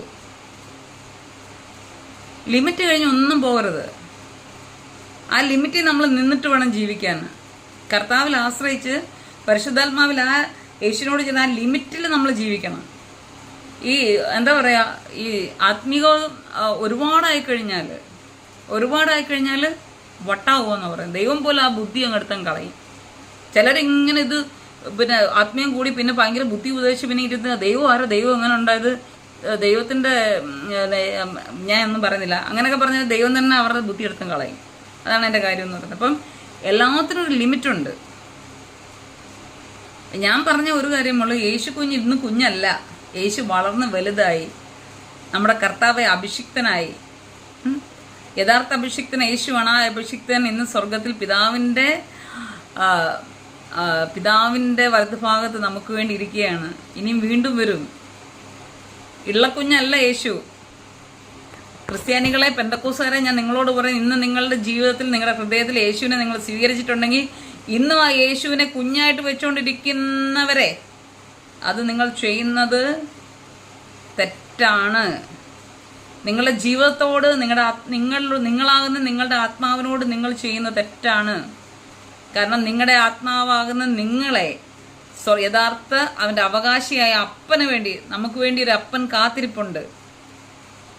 സ്വർഗസ്ഥനായ പിതാവ് നമുക്ക് വേണ്ടി കാത്തിരിപ്പുണ്ട്. ആ അപ്പൻ്റെ അടുത്ത് തിരിച്ചു ചെല്ലുവാൻ ഇടയാക്കാതെ മുടക്കി വെച്ചേക്കുന്ന യേശു കുഞ്ഞെന്ന ഭാവത്തിൽ നിങ്ങൾ നടക്കുന്നുവെങ്കിൽ നിങ്ങളുടെ ഹൃദയങ്ങളിൽ, നിങ്ങളുടെ ജീവിതത്തിൽ യേശു കർത്താവ് വളർന്നു വരുന്നില്ല എങ്കിൽ, യേശു പറഞ്ഞ കാര്യങ്ങൾ, യേശുവിനെ സ്തുതിക്കുന്നതോടൊപ്പം തന്നെ യേശു പറഞ്ഞ ദൈവരാജ്യത്തിന്റെ കാര്യങ്ങൾ നിവർത്തിയാകെ രാജ്യത്വത്തിന്റെ സുവിശേഷം നിങ്ങൾ പ്രസംഗിക്കുന്നില്ല എങ്കിൽ, അത് ഏറ്റെടുക്കുന്നില്ല എങ്കിൽ, മനസ്സിലാക്കുന്നില്ല എങ്കിൽ, ദൈവമക്കളാന്ന് നമ്മൾ ദൈവത്തെ ഏറ്റു പറയുമ്പോൾ, ദൈവമാണ് യേശു ദൈവമെന്ന് ഏറ്റു പറയുമ്പോൾ നമ്മൾ ദൈവത്തിന്റെ മക്കളാന്നുള്ള അധികാരം കിട്ടിയെങ്കിൽ അവകാശമാക്കുവാൻ ഇതുവരെയും പറ്റിയിട്ടില്ല. ഇനി അത് അവകാശമാക്കുവാൻ തക്കൊണ്ട് നമ്മൾ ഈ ദൈവരാജ്യത്തിന്റെ സുവിശേഷം, ഒപ്പം തന്നെ ദൈവത്തെ സ്തുതിക്കുന്ന സ്തുതികൾ, മറ്റ് പ്രവചനം, അല്ലെങ്കിൽ എന്താ പറയുക, വിവേചനം, ഇതൊക്കെ പറയുന്ന വെളിപ്പാട്, ഇതൊക്കെ പറയുന്ന ടൂൾസ് എല്ലാം ഉപയോഗിച്ചുകൊണ്ട്, ഇതെല്ലാം ഈ സുവിശേഷത്തിന്റെ രണ്ട് ഭാഗങ്ങളെ ഒരുമിച്ച് ചേർത്ത് പിടിച്ചുകൊണ്ട് മരണമാകുന്ന അതിനെ കടന്നുകൊണ്ട്, നമ്മുടെ വേലിയാണ്, ജീവിതത്തിന്റെ വേലിയാണ് മരണം. പിന്നെ ജീവിതത്തിന്റെ സ്വർഗത്തിന്, ഞാനിങ്ങനെ ബംഗ്ലാദേശിലെ ഇവിടെ നേപ്പാളിൽ പോയപ്പം, വെസ്റ്റ് ബംഗാളിൽ പോയപ്പോൾ നേപ്പാൾ അവിടെയൊക്കെ പോയി ബംഗ്ലാദേശിന്റെ ആ ബോർഡറൊക്കെ പോയി കണ്ടായിരുന്നു. അവിടെ ഒരു വേലിയോടെ എല്ലാം പട്ടാളക്കാരാണ് മുള്ളുവേലി ഇട്ടേക്കുന്നത്. അതുപോലെ നമ്മുടെ ജീവിതത്തിന്റെ, ഈ ലോക ജീവിതത്തിന്റെ സ്വർഗീയ ജീവിതത്തിന്റെയും കൂടെ ഇടയ്ക്ക് കിടക്കുന്ന വേലിയാകുന്ന മരണത്തെ നമ്മൾ ചാടിക്കടക്കുമ്പോൾ, ദൈവത്തിന്റെ ഇഷ്ടപ്രകാരം, പിതാവായ ദൈവത്തിന്റെ ഇഷ്ടപ്രകാരം ദൈവത്തിന്റെ മക്കളായി ജീവിച്ച് അതിന്റെ അധികാരത്തിൽ നിന്ന് അവകാശത്തിലേക്ക് പോകുവാൻ വേണ്ടി നമ്മൾ എല്ലാം റെഡിയാക്കി നന്മ പ്രവൃത്തികളാൽ, ദൈവിക ചിന്തകളാൽ, ദൈവിക പ്രവൃത്തികളാൽ, പരിശുദ്ധാത്മാവിന്റെ അഭിഷേകത്താൽ നിറഞ്ഞവരായി ഈ മുള്ളുവേലി കടക്കുമ്പോൾ, ഹല്ലേലൂയ, ഈ മുള്ളുവേലി കടക്കുമ്പോൾ കടന്ന് ആ ജയം പ്രാപിക്കുന്ന സമയം, ദൈവത്തിന്റെ മക്കളായി, ദൈവത്തിന്റെ കുടുംബത്തിലേക്ക് ചെന്ന് ദൈവത്തിന്റെ മക്കളായി അവകാശം പ്രാപിച്ച്, കാരണം രാജാതി രാജാവും കർത്താതി കർത്താവുമായ, അല്ലെങ്കിൽ പ്രപഞ്ചത്തിന്റെ സൃഷ്ടാവായ ചക്രവർത്തി അങ്ങറ്റത്തെ ആളായ അദ്ദേഹത്തിന്റെ മക്കളാകാൻ അവകാശം കിട്ടിക്കഴിയുമ്പോൾ ഉണ്ടല്ലോ, ഒരു രാജാവ് എന്താ ചെയ്യുന്നത്? ഭരിക്കുക ചെയ്യുന്നത്. ആ രാജാവിന്റെ മക്കളായി അവകാശം കിട്ടിക്കഴിയുമ്പോൾ ആ പുതിയ ഭൂമിയെയും പുതിയ ആകാശത്തെയും ഭരിക്കുവാനുള്ള, ഭൂമിയെ ഭരിക്കുവാൻ, വാഴുവാനുള്ള അവകാശമാണ് മക്കളെന്നുള്ള അവകാശം. കാരണം നമ്മൾ രാജാതി രാജാവിൻ്റെ മക്കളാകുമ്പോൾ അതുപോലെ രാജാവ് വാഴുന്നതിലോട്ട് കൂടത്തി നമ്മൾ ഭൂമിയെ വാടാൻ പോകണം. അപ്പം ഈ ഒരു കാര്യം നിങ്ങൾ ചെയ്യാതെ, അറിഞ്ഞിട്ടും ചെവി കൊടുക്കാതെ, അതിനെ കൾട്ടെന്ന് വിളിച്ച്, ദുരുപദേശം എന്ന് വിളിച്ച്, ഇപ്പോൾ ഇന്നലെ കേട്ടതുള്ള എന്താ, വചനത്തെ, കാരണം പിശാച് യഥാർത്ഥമായിട്ട് ദൈവരാജ്യം എന്നുള്ളതിൻ്റെ ആ രാജ്യത്വത്തിന്റെ സുവിശേഷത്തെ മറച്ചു വെച്ചുകൊണ്ട്, ആവശ്യമുള്ളതിനെ മറച്ചു വെച്ചുകൊണ്ട് യേശു കർത്താവിനെ സ്തുതി ചെയ്യുക, പ്രവചിക്കുക എന്നുള്ള നല്ല വശം മാത്രം പിശാച് കാണിച്ചു കൊടുത്ത് ക്രിസ്ത്യാനികളുടെ കണ്ണും എല്ലാം കുരുടാക്കി വെച്ചേക്കുക. മനസ്സിലായോ? അപ്പോൾ ഈ സുവിശേഷത്തിന്റെ രണ്ട് സൈഡ്, സ്തുതികളും എല്ലാം ടൂൾസും ഒരു സൈഡിലുണ്ട്, ഒരു സൈഡിൽ രാജ്യത്വത്തിന്റെ സുവിശേഷം, ദൈവരാജ്യം, ദൈവമക്കളുടെ അധികാരത്തിൽ നിന്ന് അവകാശത്തിലേക്ക് പോകുന്നത്, ജയിക്കുന്നത് എല്ലാം. പിന്നെ ജയിച്ചു കഴിഞ്ഞ് ദൈവത്തിന്റെ മകനായി മകളായി കഴിഞ്ഞിട്ട് പിന്നെ വരുംകാലത്തിൽ ഭാവിയിൽ ഭൂമിയെ വാഴുന്ന രാജാക്കളായി മാറുന്ന ആ സുവിശേഷം, അതാണ് യഥാർത്ഥ ക്രിസ്തീയ ജീവിതം എന്ന് പറയുന്നത്. സത്യം പറയുന്നത് യഥാർത്ഥത്തെ ക്രിസ്തീയ ജീവിതം എന്ന് പറയാൻ ഞാൻ ആഗ്രഹിക്കുന്നില്ല. അതാണ് യഥാർത്ഥ ജീവിതം. യേശു കർത്താവിനെ ചാരിയാണല്ലോ നമ്മൾ ക്രിസ്ത്യാനി എന്നൊക്കെ പറയുന്നത്. അതാണ് യഥാർത്ഥ ദൈവവും മനുഷ്യനുമായിട്ടുള്ള യഥാർത്ഥ ജീവിതം. അതാണ്. ഇപ്പോൾ ഈ ലോകം സാത്താന്റെ ഭരണത്തിന് കീഴിലാണ്. അപ്പൊ ഈ സാത്താന്റെ ഭരണത്തിൽ നിന്ന് അതിനെല്ലാം തുടച്ചു മാറ്റിയിട്ടാണ് ദൈവരാജ്യം താഴേക്ക് വരുന്നത്. അപ്പൊ ദൈവരാജ്യം താഴേക്ക് വന്ന് ഭൂമിയെ നമ്മൾ ദൈവത്തിന്റെ ഭൂമിയാണ്, അത് പിശാന്റെ കാര്യങ്ങളിൽ ഇപ്പൊ കിടക്കുകയാണ്. ആ പിശാനെ തുടച്ചു മാറ്റിയിട്ട് ദൈവത്തിന്റെ രാജ്യം ഭൂമിയിലേക്ക് ഇറങ്ങി വരുമ്പോൾ അത് പുതിയ ഭൂമി, ബാക്കിയുള്ള എല്ലാം ചപ്പിച്ചവറും എല്ലാം മാറ്റി എല്ലാം ഫർണിഷ്ഡാക്കി അടിച്ചു പൊളിച്ച്, പണ്ടത്തെ ചാണകം മെഴിയ തറയൊക്കെ മാറ്റിയിട്ട് ഇപ്പൊ ടൈൽസൊക്കെ ഇട്ട് കുട്ടപ്പനാക്കി ഫർണിഷ് പോളിഷ് ചെയ്ത് ഇരിക്കുന്നതിൻ്റെ തൊട്ട് ഇപ്പോഴത്തെ ചാണകം, കുന്തം, കുടച്ചക്കറും കല്ലും മളയും എല്ലാം എടുത്ത് മാറ്റി ഭൂമിയെ നല്ല ഇതാക്കിയിട്ട് സ്റ്റൈലിഷ് ആക്കിയിട്ട് ഒരു ഭരണമുണ്ട്. അപ്പൊ നമ്മളൊക്കെ ദൈവത്തിന്റെ മക്കളായി ജയിച്ച മക്കളായി അവകാശം കിട്ടിയവര് നമ്മൾ രാജാക്കന്മാരാണ്. നമ്മൾ ഈ ഭൂമിയെ വാഴും. ഇപ്പം ഞാനൊരു ലോങ് വീഡിയോ ചെയ്യണമെന്ന് ആഗ്രഹിച്ചു. പലരും എന്നോട് പറഞ്ഞു ലോങ് വീഡിയോ ചെയ്യണം ചേച്ചി എന്ന് പറഞ്ഞു.